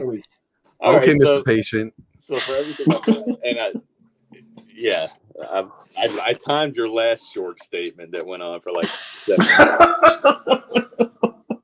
minutes. We always need somebody to time them. So I mean, a lot of Lily said something that I totally agree with. There, I understand that when some of the people on the panel speak, they're speaking in a lot of generalisms, because what Lily said is what I was thinking about. Like, there's no one size fits all for most people. So, I don't think that you're avoiding telling. If you can tell somebody the truth and skip over the hurting someone's feelings, it's just more difficult. It's almost like when you spank kids. It's easier to spank the kid because he's gonna listen, because he's trying to avoid pain. Doesn't mean he's learned a lesson. It just means he's scared of you. So, to say that, and I realize, like, maybe if you're speaking to someone in New York and you say, hey, you're stupid, they will take it differently than someone in a different culture. Right. Oh, yes. And I'd like to say, because I know, like, Metallica, right? I saw Metallica in concert in Cleveland, and the drummer Lars, I think he sprays water in the audience from his water bottle, or he maybe even spits it or whatever. Well, the same thing happened in Colombia, and I remember my brother-in-law were saying, like, people were taking offense to it because they didn't realize he wasn't spitting on them to say like you're less than. That's just what he does. But it works in America and it doesn't work in Colombia, right? So that's a lot. So and another thing is, Jen, you're right on point. Like what he was saying about, he sits there and listens and lets them come up with their solutions is the same thing a therapist does. So he may be a good deal, or maybe I want to hear something else. I'll pay Jen $100 and she can tell me exactly what she thinks. But no, seriously though, that's what therapists do. Therapists sit there and they don't tell you what to do. They listen and they may say, hey, have you ever thought about something like this? They may do that. You know what I mean? But it's really interesting hearing him say that, that's what he does. Cause I'm thinking, okay, so do we really need therapists? I mean, or is it just more overpriced? Because a lot of us can do that. If you think about it, if you get a little bit of training under you, you can sit there and let people come up with their own conclusions. But no, I just, these are always hard subjects for me because I just think that the old saying is there's someone out there for everyone. It is true. I believe it. There's way too many people out there that like way too many different things. And I don't think there's a one size fits all to be a man. And I think our last few generations, we've lost some things, but at the same time, I don't think people, it's really difficult. I think I don't think they were teaching people like 100 years ago. I think times were different. Lessons were different. Situations were different. So I don't know. It's tough. I understand what everybody's saying, but I just think that there's one way to be a man. And as far as this Andrew Tate, these guys that are looking up to him, all they're doing is they're hearing from him what they think they want to say to women because maybe they've been scorned or maybe they haven't had the success. So they're oh yeah, this is right. Guarantee you, without the Lamborghini and I don't he works out and he's all with all the Bugatti. Yeah, okay. No, the Bugatti. And without the aesthetics, get the car right. Yeah, without all the aesthetics and everything, and he works out and he's got a toned body and everything. I'll show you a bunch of people that can watch him that aren't going to have any success and may go to jail for saying the things that he says on the internet. He'll get more people in trouble than he'll get them laid. Many people. And that's why I always say vet them, right? That's important to vet them. Like, and here, and no say, you did bring up a point. Like, there's people get like fascinated on like one person. Like Andrew Tate is like the fix all for me, right? But I have many mentors, multiple mentors from different backgrounds where there are certain things that I could get from this individual that I can't get from this individual, maybe because of their experience is different. And it's like, but what a lot of guys do is like, they will get so, it's like they're almost in a committed relationship with their influencer. It's like, I'm not going to listen to anything anybody else says because I'm loyal to this person. It's like, dude, are you dating them? That's why I liken it to religion, because Christians don't want to hear shit about Catholics and vice versa. This is my religion. This is who I worship. I don't care what anyone else is saying. They do make it they become religious with their ideology or their guru, and it's almost they liken them to the Messiah complex, right? Yeah. It's like they almost make them their Messiah, and it's like, well, people are all flawed. Nobody's perfect, And Andrew Tate's experience is not your experience. What his life, led him to where he's at is not yours. You never experienced the same identical things, and if you did, you can't even say you processed them the same way that this individual did, So it's like, you can't, it just too many people do that. Like they cling to one individual and they make them the Messiah or like their leader. And it's like, no, be more analytical. Like I always tell people, test people, challenge what they say. Like not necessarily, you don't got to argue with them, but like if they say like, hey, do this. If you do this, you're going to be great at this. Okay. You know what? let me test this theory out, and I will test it. And if there's some positive results, I'm like, oh, there might be some credibility to what this individual says. And then you just take it as that, but you don't take it blanketly just because they drive a Bugatti and they have the coolest sunglasses you've ever seen, right? And because they're very aesthetically pleasing. But what they do capitalize on is the aesthetics, right? You are your best business card. Yep. So, and people get so sucked into what they perceive, Yes. the business card aspect of it, that they are willing to dismiss whether or not there's any credibility or any depth behind the individual or what they're saying. People don't care about depth. No, they don't. They want to feel good. Let's do a super chat break really quickly. Thank you for the super chat, Don Levon. Don Levon says, seems like some of these men dating coaches are trying to turn these guys into pick-me's. Yep. Don Levon also says, dating would be easier if people would just date the choices that they have that's in their lane. If you're fat, find you a fat girl and be happy and stay out of Jen's DMs. And great point, because the next thing I was going to say is I think the most important thing that a dating coach can teach someone that's out here trying to date is stay in your fucking lane. I think the biggest issue people run into is veering out of their damn lane. You crash every single time. Like, I think the majority of issues that people have with dating is that you're baiting fish you can't catch. Then you become bitter and you become angry. Stay in your damn lane. Why don't people like staying in their lane? This goes back to my original point, is because they don't know who the fuck they are. So they don't even know what lane they're in. They know what lane they want to be in. They know what lane that they ideally like fantasize being in. So they do this fake it till you make it type of situation when that's not even them. Like, if they do the work on themselves, they'll more than likely figure out and find out that they're nothing that they thought they were. Well, because people are not being honest with themselves. Yes, or the people around them are not being honest. You know what like always cracks me up? Like, and I'll use American Idol, for example. In like the first, couple episodes of American Idol, when they're like scouring the country for their singers. And it's like, you got that guy or that girl that just can't fucking sing.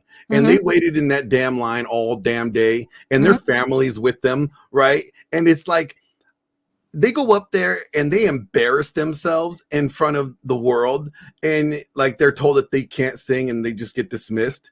But they believed that they were the greatest singer since sliced bread. Why? Because their family never told them the truth. That, like, you fucking suck. Like, you should not sing. Stop.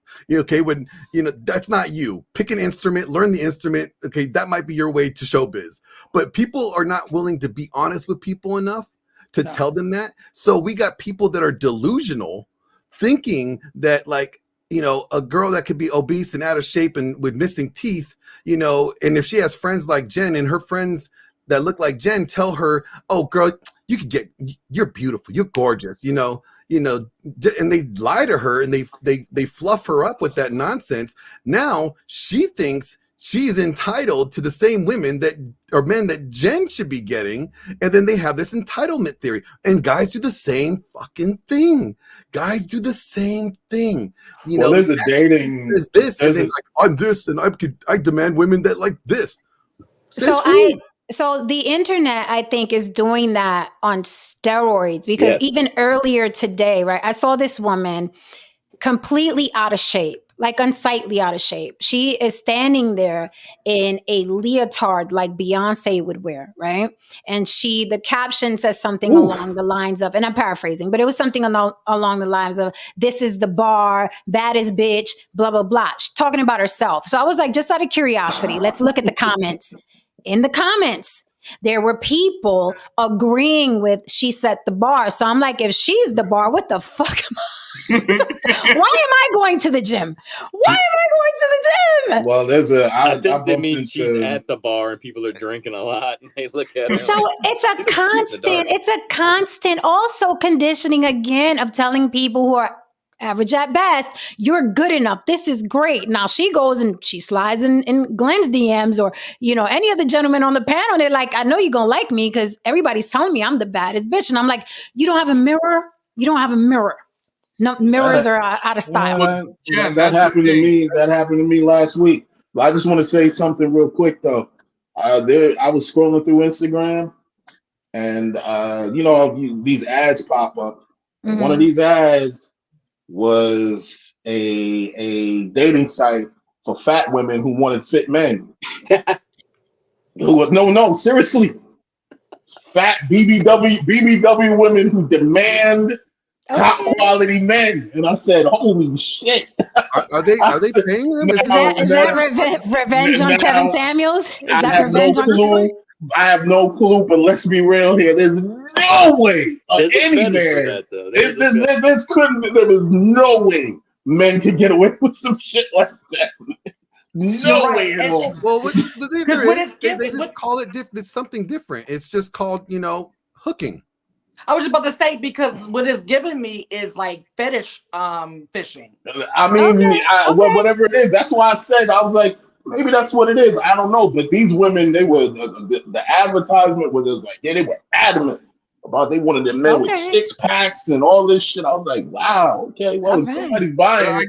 I gotta say with this whole thing. I gotta say with this whole thing, that's the difference between a men's dating coach and a women's dating coach. Here we go. Let's talk about the ladies. Yeah, when women coach, they tend to be softer. They tend to be more of that, oh, well, listen to what you have to say. And like, no, you got it, girl. You're great. You deserve the best. Don't put up with that. Whereas men, I know Glenn and I have had to do the same thing talking to people. Like, dude, stop being a fucking pussy. Mm-hmm. That's the difference. Is at least that's my opinion, and that's what I've seen. That the women that coach women tend to talk in that type of way, whereas the men that coach men tend to be a little bit harder. I don't know what the panel's opinion is on that, but that's what I've seen. What do you think about what do you think about the men, going back to the topic at hand? What do you think about the men that are capitalizing from being soft with women? Say a Derek Jackson. There's this new guy on the block too. I forgot his name, but he's blowing up, and he's he sits in his chair with his little rolled up hat, and he's like, the reason why you can't get a good woman because you don't appreciate a good woman. I don't know if you guys have seen this guy. I can't you know who I'm talking about, Glenn? I can't stand dude. So and he's like a rapper or is trying to be a rapper, and he sits there and he talks really nice to people, and he's like, the reason why you don't appreciate a woman is because, and I'm like, it's cringe. But his follower count is blowing up, and I said, he's going in the Derek Jackson lane. I see what you're doing. Look, listen, Tupac said rap for the bitches. Ain't nobody said nothing. So, you know what I mean? The point of the matter is that, exactly. So the point of the matter is that if you give women what they want, they will show up. And with women, you got to understand, with women and men, this is the thing that we need to really understand and accept. And once we accept this, we can just really put a lot of things behind us. A man's options will never be like a woman's options. It's just won't. You know what I mean? Like, for instance, every man, no matter where he is on the sexual market scale, a woman who is at least maybe a 1, 2, or maybe 3 points below you will always come after you because she'll always think she has a shot with you. And guess what? You know what? One of you will fuck her. One of you will fuck her. And that is the absolute truth. With men, it's a completely different situation. Because if you are 1 or 2 points below a 9 or even a dime, you better be coming with some shit to the table. You better have money. You better have, if you don't have the looks, you better have something going on. You better be famous. You better have a fucking Bugatti or whatever the fuck in the goddamn garage. You better have a whole bunch of shit going on for you. Because with men, we have to have it's just the game is just differently. There was this woman there was just this grotesque woman whose ass was literally she was so fat and portly, her ass was literally hanging out her fucking skirt. It was just grotesque looking. And I sat there saying, what's sad about this isn't that this woman has no shame. What's sad is that there's a man in there who would fucking hit this proudly and walk down the block with his arms around her. That's the sad shit. Let's try to be concise, guys, because we're nearing the end. So let's try to be concise. No, Saint, you had your hand up, so I want to throw it to you. Well, I will add, rich men have about as many options as a woman, but but most of us aren't wealthy like that, right? I was trying to think. I was gonna say something earlier, and it kind of slipped my mind. What I should have wrote it down. You got to jump in, Glenn. You got to jump in. Going back to something that HUD said. Okay, yes, the male coaches are hard on the men, right? And the female coaches are easy on the women. But what I think the men that blow up quickly in this coach, the dating coach business, are the men that tell the other men that they're not the problem, that the women are the problem. So what do you say to that? Because there's a lot of men out there saying it's not you, it's them bitches who don't know what they want. And I think to me that's those are guys, and I, like I said, I'll say this from the beginning. I have not witnessed a lot of coaching of women, but the few instances I have seen, whether it's like a girl, talking about relationship problems with her dude, right? And knowing them both, and knowing like their dynamic and stuff. Like when I've witnessed people coaching her or coaching women like that, it's like they tend to point out the flaws or failures of the other individual. Yeah, he shouldn't have responded to you that way. He should have been more. He should have controlled his anger. He should have been. He might have a temper problem.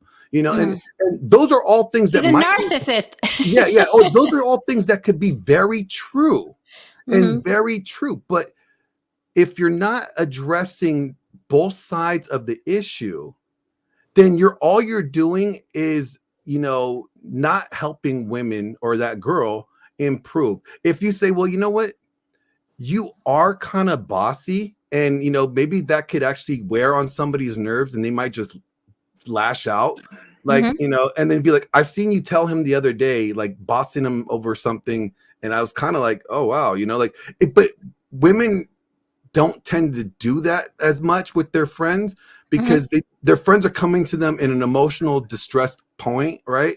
And they want to coddle them, right? Guys, we have seen guys start mimicking that, and that's where you get she's for the streets. She's just, trash, you don't need to just cut her loose, but not really addressing, well, wait a minute, if she's displaying this behavior, what made her believe that behavior was okay with you?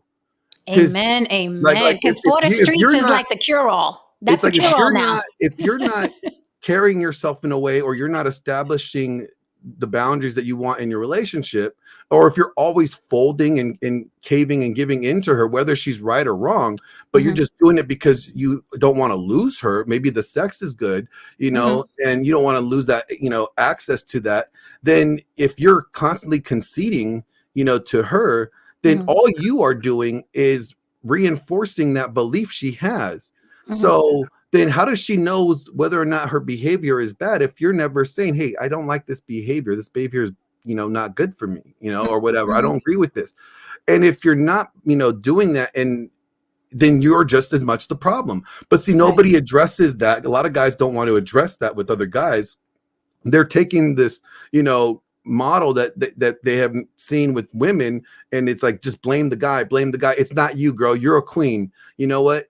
You don't deserve him, or he doesn't deserve you, but not really addressing any potential negative behaviors or red flags that she may have that could actually help facilitate this, behavior that she experienced, or interaction that she experienced with this guy.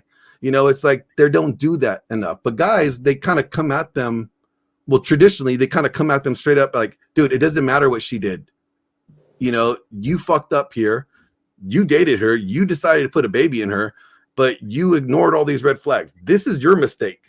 Like Haran was saying. Ooh, so sizzle. So it reminds me of something I'm always saying is that the effeminization of men is something that men are doing to other men, because I Yes. see a lot of effeminate behavior, and it's men are it's now something that they have congregate learned, like. though. Right, but men now congregate like the way women do, like hair salons, or it's like, girl, let me tell you what happened. I'm seeing men do that online, and they're like kind of like coddling each, not even kind of like, they're coddling each other and making the other person the problem. And I'm like, that's what women do. Like we do that. We ignore that. We could have been the problem. Girl, it's his fault. He's an asshole. Like men are doing that over and over. I do want to, let me acknowledge the super chat really quickly. Thank you, Don Lavon, for the super chat. Don Lavon says, in a world full of Andrew Tates, be a Forrest Gump. Can I ask you two a Gentlemen. question? You, Lily and Jen. From Uh-huh. what I know, the two of you are honest about your own shit. Yeah. I've been there when you both have admitted that you fucked up and you did whatever and whatever. Like, how many of your girlfriends are that honest with each other? Mine? Yeah. This is something I say all the time. All of my friends are so wildly different, but the one thing Right. they all have in common is that they own their shit. That's literally a requirement to be my friend, because I feel like if you can't own your shit, you're gonna allow me to be delusional. Okay, then that I respect that, Jen. I don't have a lot of friends. Lily is it. Okay, so I have acquaintances, but I don't really hear. I will say, the girls I hang out with that are like industry friends, I don't hear a lot of accountability. Like that's usually, I'm usually the girl in the group that's like, I was kind of like stank with him, and they probably and Lily knows that, because I tell Lily like I fucked up. Do they look do they look at you kind of shocked when you admit that you were kind of fucking stank with them? Like how can you admit that you actually did something, girl? No, they don't. They just know that's how I am. Like they just know, they don't look shocked. But to your point, Haran, when I've been in those groups and I've done that, they have. It's just like, oh, she admitted that. And it's like, but then it turns more to like they won't. Sometimes they'll chime in and be like, okay, me too. Or it's just like they'll sit back in judgment, but later on you find out, bitch, you're just as sick as I am. Right. No, there's a biological imperative and a social conditioning that we're talking about right here that we're most likely not going to be able to extinguish, maybe not in our lifetime. But the point here is this. Women, children, and animals get fucking coddled. Okay? They get fucking sympathy. That's what sympathy is for. You know what I mean? Who gets coddled? Women, children, and animals. But you have to. But now in 2023, you have to add men to that. But here's the question. Because there's a lot of coddling going on of men right now. A lot of coddling. But wait a minute. This is my point. That shouldn't be happening. And that's why a lot of these men are having the problems that they're having. You know, you shouldn't be sitting around waiting to be coddled as a man. You just shouldn't. I mean, even to the point, really, let me just jump in. Even to the point where the gurus, say Andrew Tate and Kevin Samuels, the men will not share when both of those men have dragged other men and what they're doing wrong. The men do not share those clips of Andrew Tate telling other men, get your shit in order. And they do not share when Kevin Samuels tells men, get your shit in order. They do not share those videos. Because they're not clickbaity enough, right? But here, let me point out that, like you said, like men are being coddled enough, like too much, right? And it's like, well, let's talk about that real quick, though. Like we have been told that conventional traditional masculinity is toxic. So the way that men would conventionally and traditionally address another man, we're saying is toxic. We're saying it's, there's that, you can't just tell them like, yo, you fucked up, man the fuck up, handle your business, stop crying and being a bitch about it and address the problem. Like we have like, no, that's the wrong way of doing it nowadays. So it's like, you can't expect there to be this same traditional or, masculine or, addressing of men like Haran is saying, because socially we have now deemed this, method or these types of behaviors or interaction to be socially detrimental to society, and it's like we can't approach them that way. So what are these guys going to do? Well, they're going to mimic what they have been told is appropriate and what they have been told is acceptable, and and in doing so, and it's like, well, part of it is them being stupid enough to follow along, but the other part of it is that they have been taught this is something that they have been conditioned to, see as a negative now. So there's a lot of different dynamics in play there that I think do play a role, because I agree with Herman. I don't think men need to be coddled. You shouldn't coddle men. You should, grab them by the back of their shirt, pick them up to their fucking feet and say, okay, let's pick up this cross and let's carry the fucking load. I will help shoulder this load for you for a while until you get your legs underneath you. But after that, you're carrying this on your own. That's how we should approach it. Not like, oh, let me just take the load for you. Oh, tell me how you feel about this. How does this, like, at some point we got to stop worrying about how things make us feel and address the problem in order to get to the solution. Here. Okay, here's the problem. Toxic All right. masculinity. Here's the problem. Wait, really quickly. Guess what time it is? Okay. Guess what time it is? So what time? We about to talk about race? Yes. Oh God. It's race time. Well, go ahead. It's race time. All right, Okay. ladies and What is it, gentlemen. girls? I wonder if there was a bell on the transplantation, ironically. Okay, it is race time. Let's talk race before we close. Okay. Black dating coaches, Black relationship coaches versus white relationship coaches and dating coaches. Who do you think is more positive and productive in the with their women? Well, we need another Mike. hour. What was it, Huds? Look, at the end of the day, And I'm sorry. And Wait, Huds, what'd you say? I said white. Okay, can you elaborate? I will elaborate. I was actually talking to Glenn about this earlier Mhm. because we have the manosphere, guys out there trying to help men. And then we have the black manosphere. Why do we need a black manosphere? Why isn't it just the manosphere? And so that's why I think You should have been here for yesterday's conversation. I Right. had to dip out because I had Yeah. another thing I had to do. But wow, you're missed out. Yeah. Yes, you did. That was a good conversation you missed out on last night. You better Yeah. catch that on the replay. Huds, is that all you have to say before I pass the mic? You said white.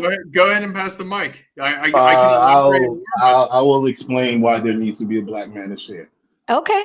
Because the issue that black men have with their women, we can't approach it in the same manner like white men have it with their women. Because first of all, white men have been arguing with their women since the beginning of America. Okay, and at the end of the day, white women still choose white women. You know what I mean? They both still bask in their privilege. White Black men. people, They white choose. men, Uh-huh. white women. You know what I mean? Uh-huh. They still bask in their privilege. Mhm. They ain't out here divesting. They're out here doing what you know what I mean, whatever, what have you, and that's fine. Mhm. They should be handling their tribe. They should be handling their end of the street. Black people should be doing the same. We should be handling the end of our street. We shouldn't be sitting here talking about divesting. We shouldn't be here to, arguing with our women every 5 minutes, because our situation and our margin for error isn't the same with white people. Okay, you can have a ton of white people who fail and they'll still be in control of this bitch. You know what I mean? If we have a ton of black people who fail, we got a real problem as of right now. You know what I mean? We need stronger black homes. We need stronger black men. We need a whole slew of other things that begin with having a better relationship with, between black people. Because if the only course of action that black men and black women deem as an antidote to their problems is running into the arms of the people that cause their problems, that is some fucked up shit. Because you want to run to a white person, and go marry a white person, but they put you in this situation. You don't want to, you don't want to, acknowledge that. So there's a ton of things that we do need to acknowledge. Specifically, as black men with our women, and that is why the black manosphere is important. So let me push back, and this is a big football push. I usually push back a little bit, but I'm gonna give you a big football push.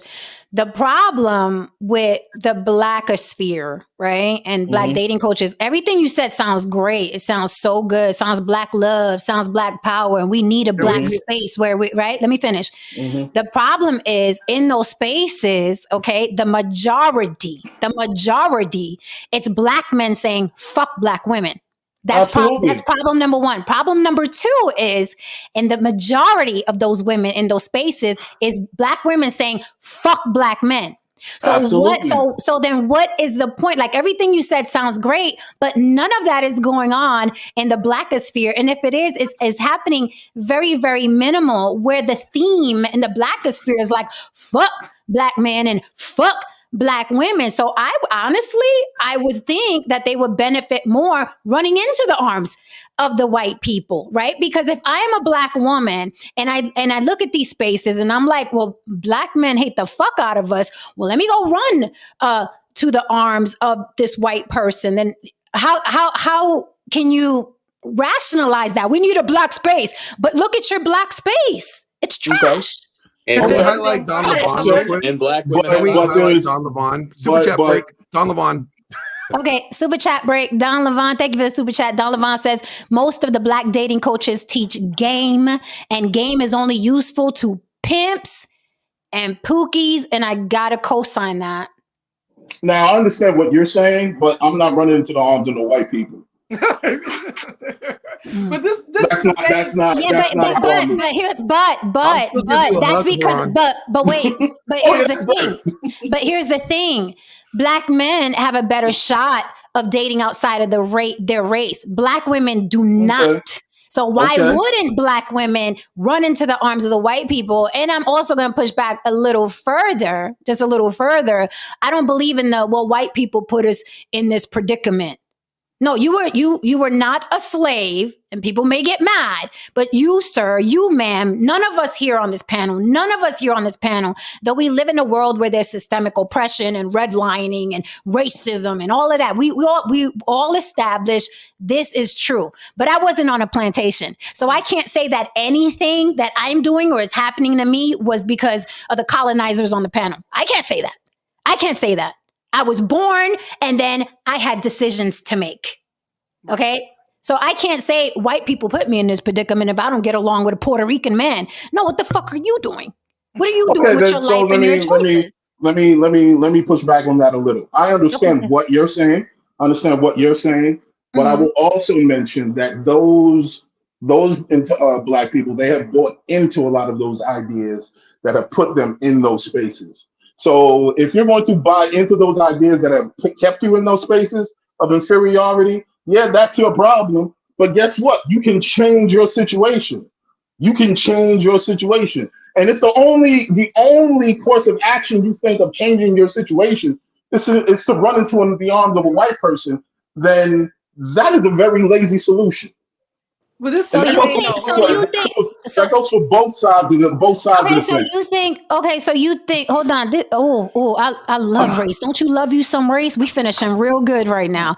Really quickly, super chat break. Don Levon says, well, just Pearly thinks the king of the black manosphere may have a different plan for the black manosphere. Haran, to your points, when you say it's lazy to run into the arms of white person, well, the passport bros, right?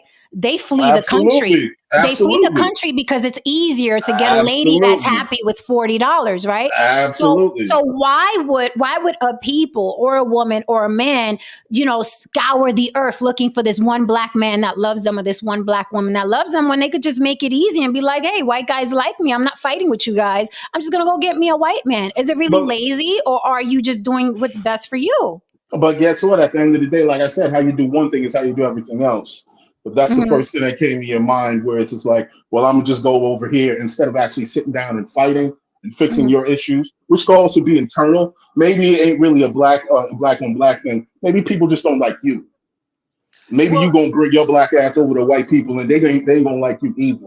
And You know what I mean? That's Mm. another situation that people don't talk about. Well, But anyway, at the point, at the end of the day, the point that I'm making here is Mhm. that there are a number of issues in the black community that we don't want to address, that we don't want to look for. So at the end of the day, what is the best thing that most of us do? Well, let's just throw in the towel. And that goes for black men and that goes for black women. I've seen it. Do you just want to throw in the towel? Okay, no problem. No problem. I'm not gonna do that. I'm not gonna, but again, this has something that I was taught not to hold white people at a very high regard. I wasn't taught that I'm inferior to white people. I come from a different world. Caribbeans and Jamaicans come from a different world. I come from a predominantly, black space. So I understand where their perceptions of life might be different from mine. My Lily, question is, you wanted to does say it really matter? Oh, I'm sorry. I just want to say, does it really matter where the solution comes from? If you find the solution, like if you're in need of a fix or a solution to your problem, are you getting in your own way if you are choosing to dismiss the solution coming from someone else just because they don't look like you? Like, is it like I have to find the solution for me and my people because I'm just asking, in general, because it's my people are dealing with this, but I see that they figured this out, but I'm not going to go over there and figure out how they figured this out or, gain information or insight on that and how they fix their solution or problem. I got to figure out for myself. So isn't that like kind of setting it back or setting your progress to the goal of, figuring out that solution back? Like, Let me ask you a quick question. I agree with that. I agree with that because the Nation of Islam did that. Let me ask you a quick question. The Nation of Islam did that. They chose Scientology. And when we asked someone in the nation, why would you follow a white man? L. Ron Hubbard is Caucasian. Why would you do that? And what was the answer? Well, we can't, the answer is they got the answers and they're better at dealing with this. So even the Nation of Islam has done it. Somebody could correct me if I'm wrong, but that's the word out on the streets. That's why they're now turning to Scientology. So I agree with Glenn. Well, here's the thing. Hey, I'd love to ask this question. I hear what you're saying. Wonderful. But with the years and decades and almost centuries of issues that white men have had with white women, why don't you guys divest? Well, Why yeah, haven't you guys decided to divest more? Why haven't you decided to? Why haven't you decided to date more black women? Why haven't you decided to do all these other things? I'll be honest. I have too. I love I have. But on a larger scale. On a larger scale. I'm talking about on a Because I larger think, scale. because this is why I think this is just whatever, this could be controversial, because I think a white woman would submit to a white man before a black woman would submit to a black man collectively. Collectively, black men This is going are to turn into a 3-hour minute. situation. Wait now. a minute. Black men are intimidated by black women. I've experienced it. I see it. Black men are intimidated by black women. That's why they have stamped them masculine. Right. Okay. And That's is that why they like stamped kind of them like the Kevin masculine. Hart? Is that the Kevin Hart story where he's talking about his dad like not getting past like the stoop of the porch? Is that what you're referring to? But like, hey, I have to jet because I have another stream I gotta be on here in like 15 minutes. But I do want to point out like this is like, from what I've seen in the black manosphere, and I don't have a lot of information. I'm very, I really didn't. I think it was Haran actually brought it up to me about the black manosphere about 9 months ago that I really actually was aware that there was such a thing called the black manosphere. What I have seen in this situation, like the black manosphere, it is more PUA, pickup artistry, game thing. It's not really about like inner game healing. Because you got MLD and guys like him, like Paul from Apex, who I produce his Tuesday show, like they focus on inner game problems. Like, why are you picking these women? why are you attracted to women with these type of behaviors if it always ends up being a bad thing for you? What are you needing to work on with yourself before you get, and maybe that's not what's, so when I see like the manosphere or the red pill space, like there is more levels to it other than pickup artistry. And actually really pickup artistry in, the broader spectrum is not really looked at as a positive thing. It's given credit to getting information, when it comes to intersexual dynamics and how women react to certain behaviors or types of guys.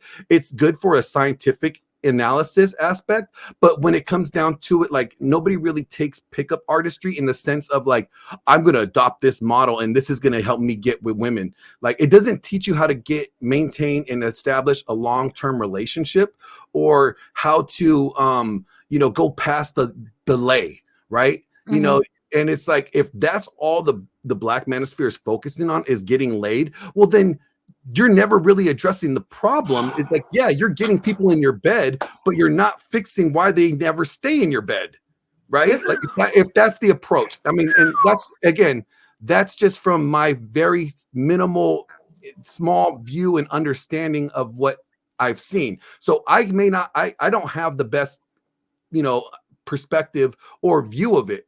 So I'm just saying from what I've witnessed from certain, content creators, that's what I saw. And I was like, well, there's still some pieces maybe that they could utilize, that they could gain from the rest of the manosphere. And that's just my opinion, but again, I'm not someone to speak facts or, any definitive statement on that space. Fair enough. That's your observation. Really quickly, last super chat of the night. Thank you, Don Levon. Don Levon says the Black manosphere seems like the NFL. They need coaches and a white woman is the owner. That's another thing. In needing a Black manosphere, you have a white woman leading it anyway. Bye, Glenn. Thank you so much. Thank you, Glenn. Huds, I know you're out too. Thank you so much for all your wisdom. Please let people know where they can find you and your coaching, sir. Awesome. Yeah. Go ahead and find me at the Hudsman on Instagram. Easiest way to connect with me. You can go ahead and shoot me a DM, or you can just click the link in the bio to go ahead and schedule a call. We can do one of those 30-minute free consults. And I would love to hear from you guys. I love talking about this stuff. I love helping people. It's fantastic.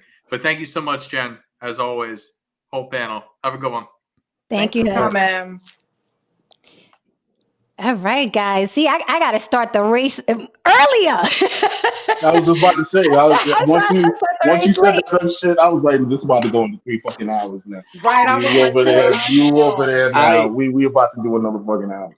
Go ahead, saying. I know. I hate that. I mean, I get it. We got a lot of people on the panel and long-winded and stuff like that. Some of the guys, but like, I wanted when they were on there. Because obviously Haran is the man to answer why there's a Black manosphere, but I'm like, it's such an easy answer. He sounds like, why do we have American History Month? Why do we have Black History Month? Well, yeah, that was a very white question. Yes. Yeah. And it's just like, it was a very white question. Why don't we just have a American manosphere? Because we're different. We're all different. Ironically, Glenn, if you're watching right now, you ask some very white questions for a guy who grew up around a lot of Black people. You know what I mean? It's no, that was actually wasn't Huds. Wasn't it Huds that asked that? It wasn't Glenn. It was Huds. It was Huds. Okay, my apologies. It was Huds. Yeah, it was Huds with that one. But what's interesting, before we go, I had a conversation earlier with someone, and they asked me the same thing, except they were Latin. They was like, "Isn't the manosphere all encompassing? Isn't that like they are?" And then we got into the conversation whether they were right wing or left wing, and what's the divide. So it's true. It's like, is this about men? Or, you know what I mean? Not in general, like, are Black men that different from white men? Are there issues with women that different? Yeah, probably so. Because again, no, Saint, you were saying? I was saying that earlier, I missed the time and I forgot what I was going to say, but I was going to say, and this is kind of going back, but like another thing that men have, the reason men don't know how to stay in their lane is because, and this is no fault, I'm not blaming women, but women are very good actresses. All right, they're very good actors, and so you go to a strip club, they act like they're really into you, and it's believable. Or maybe you want to believe. You go to a bar, that hot little girl, that cute little girl might want a free drink, so she's gonna treat you a little different, you know. And then of course with you talk to people giving them money or whatever, and you see people giving up a lot of money because they think this girl really likes them, when all she really wants is the money that he keeps on, you know, hitting the button to give her the little coins or whatever it is, you know what I mean? So like men are kind of like lost because they're not, the lane is kind of blurred, you know. It's almost like they've been drinking. They don't know which lane to stay in. They're drunk. Well, I'm gonna tell you, this is what we're dealing with, right? This is all we're dealing with. We're dealing with a bunch of traumatized trauma cultures, right? And all they're doing is monetizing their own trauma and their own pain because they know that so many people can relate to it, right? So many people, a lot more people can relate to problems more than solutions, right? So it's way easier to monetize a problem than monetizing a solution, okay? So that's all they're doing. And so all they're doing is just rehashing and recycling trauma throughout, you know, and that's attracting people, and it's monetized. So now they're being incentivized. Their trauma's being incentivized. Their trauma's being monetized, right? Then the people who are listening, they're feeling validated. Their trauma's being validated. Everyone's just trauma bonding all over the internet, right? That's what's going on. And I'm gonna go back to my original statement, and this is my last thing I have to say. A dating coach is not what the hell they need. They need to figure out who they are, work on themselves, and the whole dating thing will work itself out, right? Because in doing that, you might even figure out and get the epiphany like, oh shit, I don't even need to date. What am I thinking about? Because a lot of times the whole dating thing is to distract from looking at yourself in the first place. That's why a lot of us keep going from partner to partner to partner to partner to partner to partner. Don't even take a break. Monkey barring. That's what I call it. Because it distracts you from looking at yourself. Like, who's next? Who's next? Who's gonna fix me? Who's gonna make me feel good? Who's gonna, you know, it's just taking hostages. Figure out who the fuck you are first. Leave the dating coaches alone, right? And get with self, and then let everything else will take care of itself. I promise you. So that's and leave the dating alone. Like I was saying that to someone earlier. It's like I don't like dating people who are already dating other people because they're monkey barring. It's like you didn't even give your dick a break from that situation, and you go monkey bar into getting to know me. I'm like, no, you still have her pussy on your breath. I want nothing to do with you. Right. And I'm like, coming from someone who hasn't dated in so long, it's just not attractive. It's not appealing to me. Like, you know, even in the wild, like the pheromones you're putting off, that you got pussy on your breath, dude. What the fuck? Like, no, get the fuck away from me. So it's so important what you said, Lily. I want to go back to something No Saint said, because you ain't getting away with that, No Saint. I just want to say one thing though. I'm in the middle of talking, and you're like, I want to support him. Can I say something before you support him? Before you drag him. Okay, no, I'm not gonna drag him. I'm just gonna say that it's simply one word: hypergamy.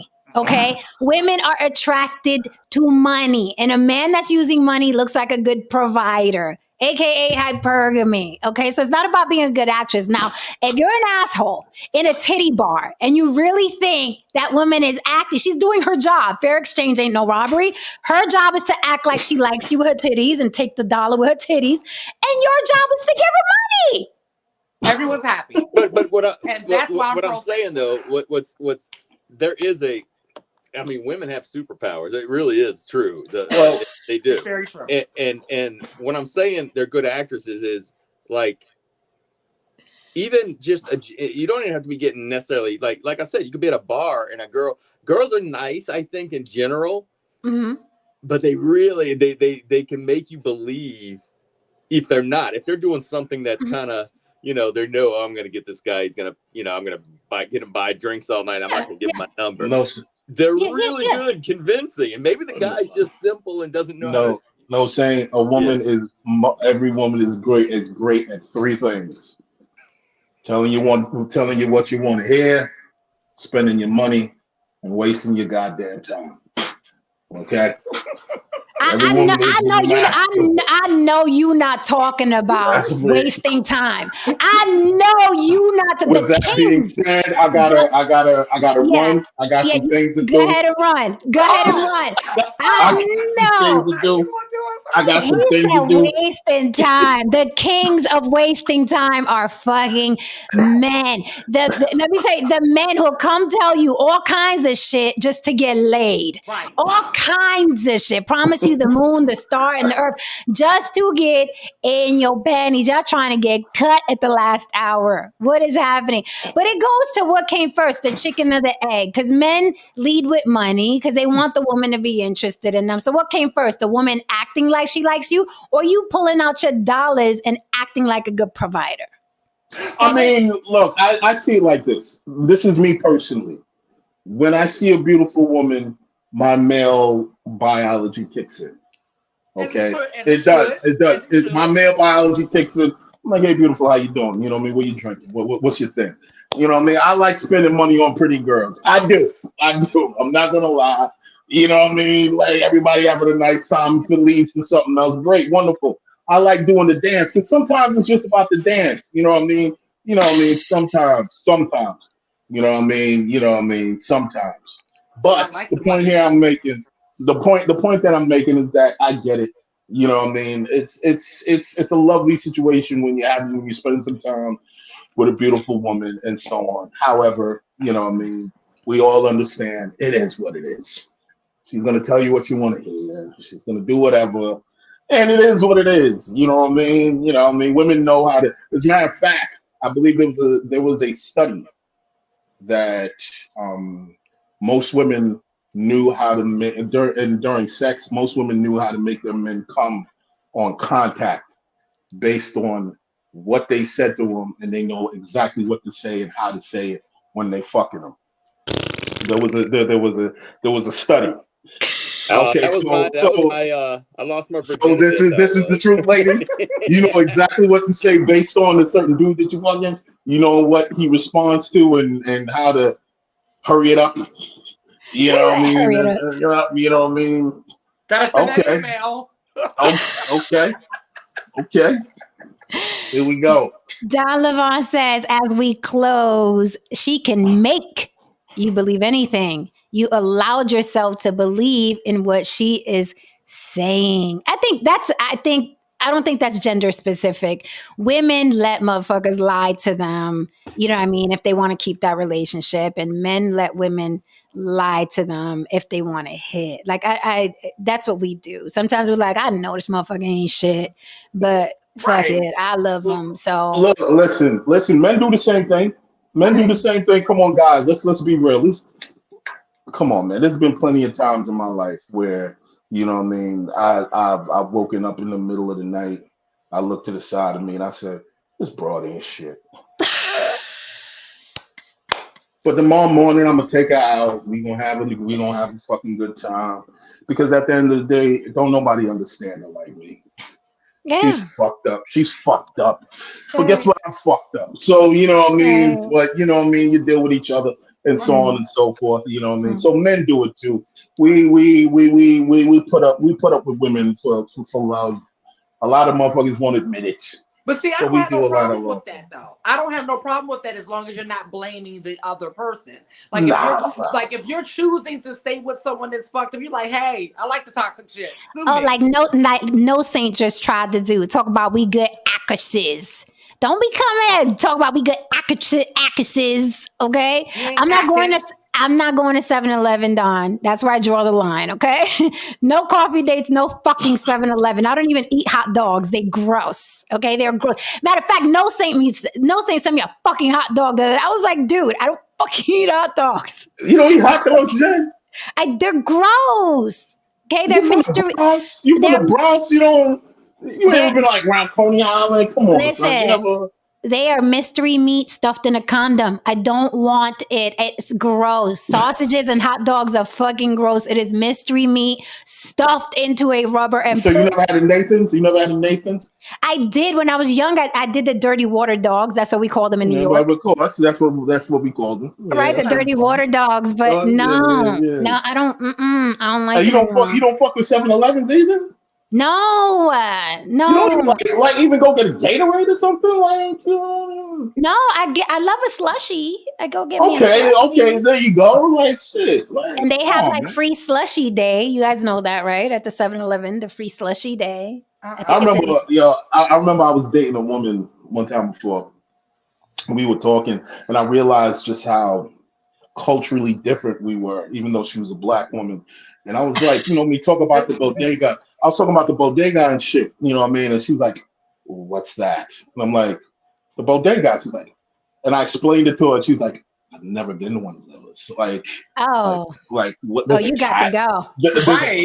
There's a cat on bread. There's a cat. I'm like, yeah, there's a cat on bread. She's like, why is on the produce? Seems like, why is there a cat in the bodega?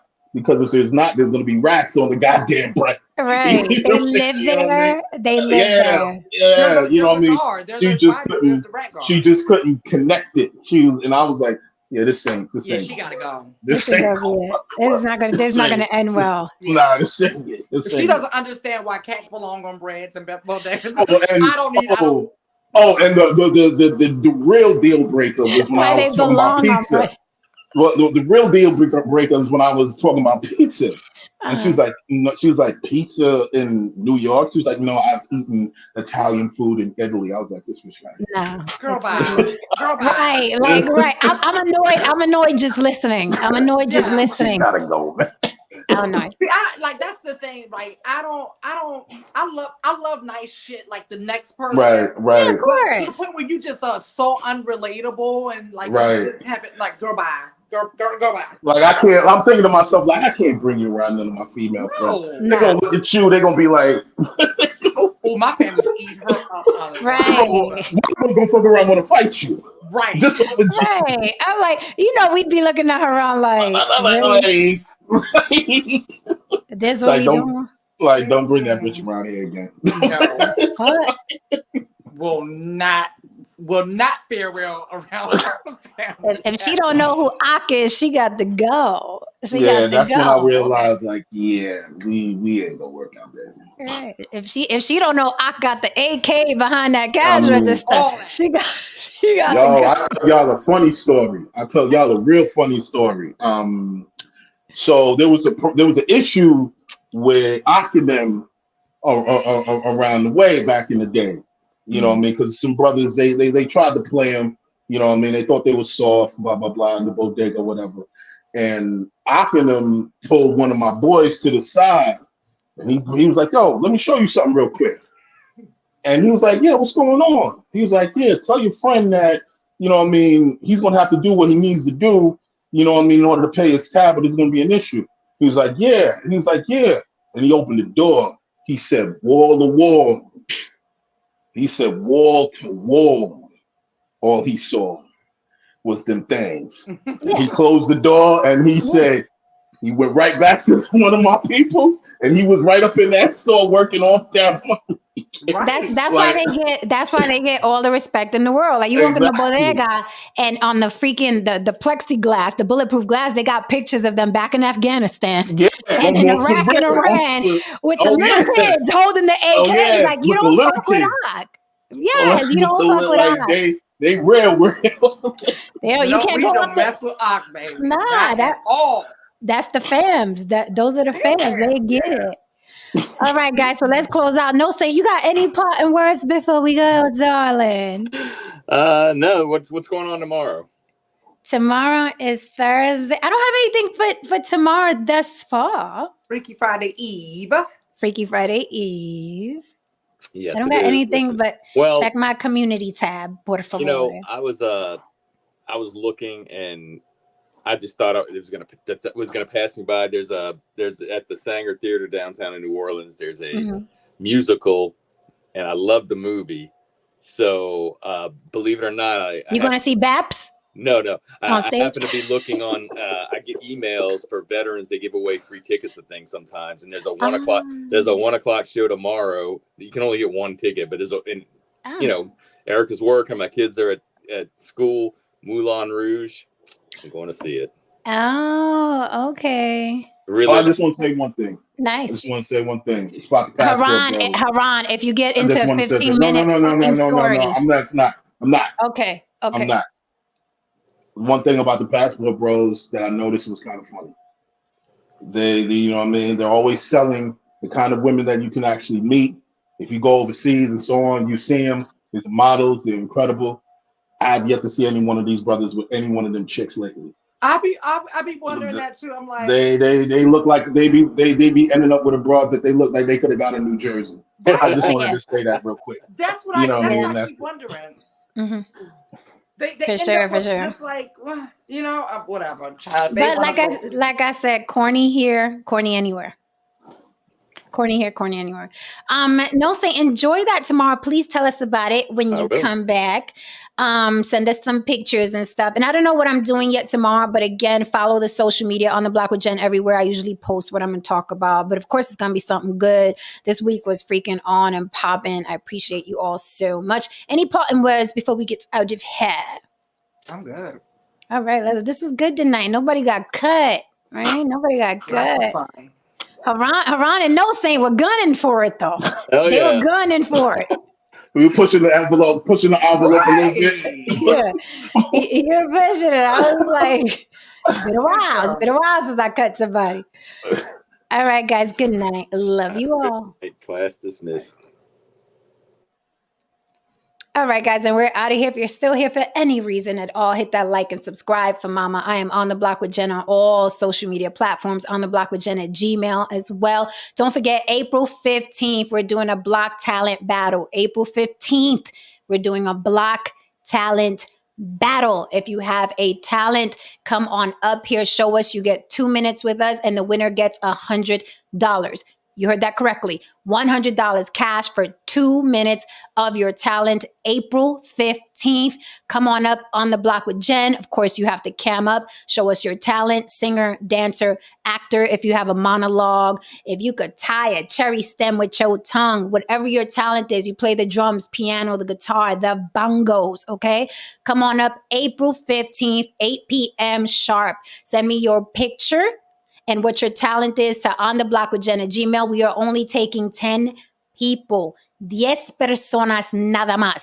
10 people only, okay? So get in there and get in there quick. On the Block with Jen at Gmail. Send me your picture.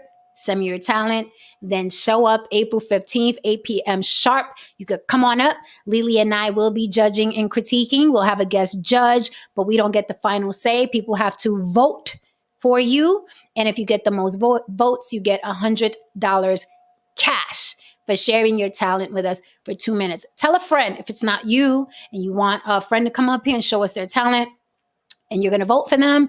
Tell a friend April 15th. Check all my social media. I'm going to be posting about it On the Block with Jen at Gmail, On the Block with Jen, Instagram, Facebook, what have you. All right, guys, thank you so much for joining me tonight. Hit that like and subscribe on your way out. And we will see you mañana. Good night. Thank you for holding me down, chat.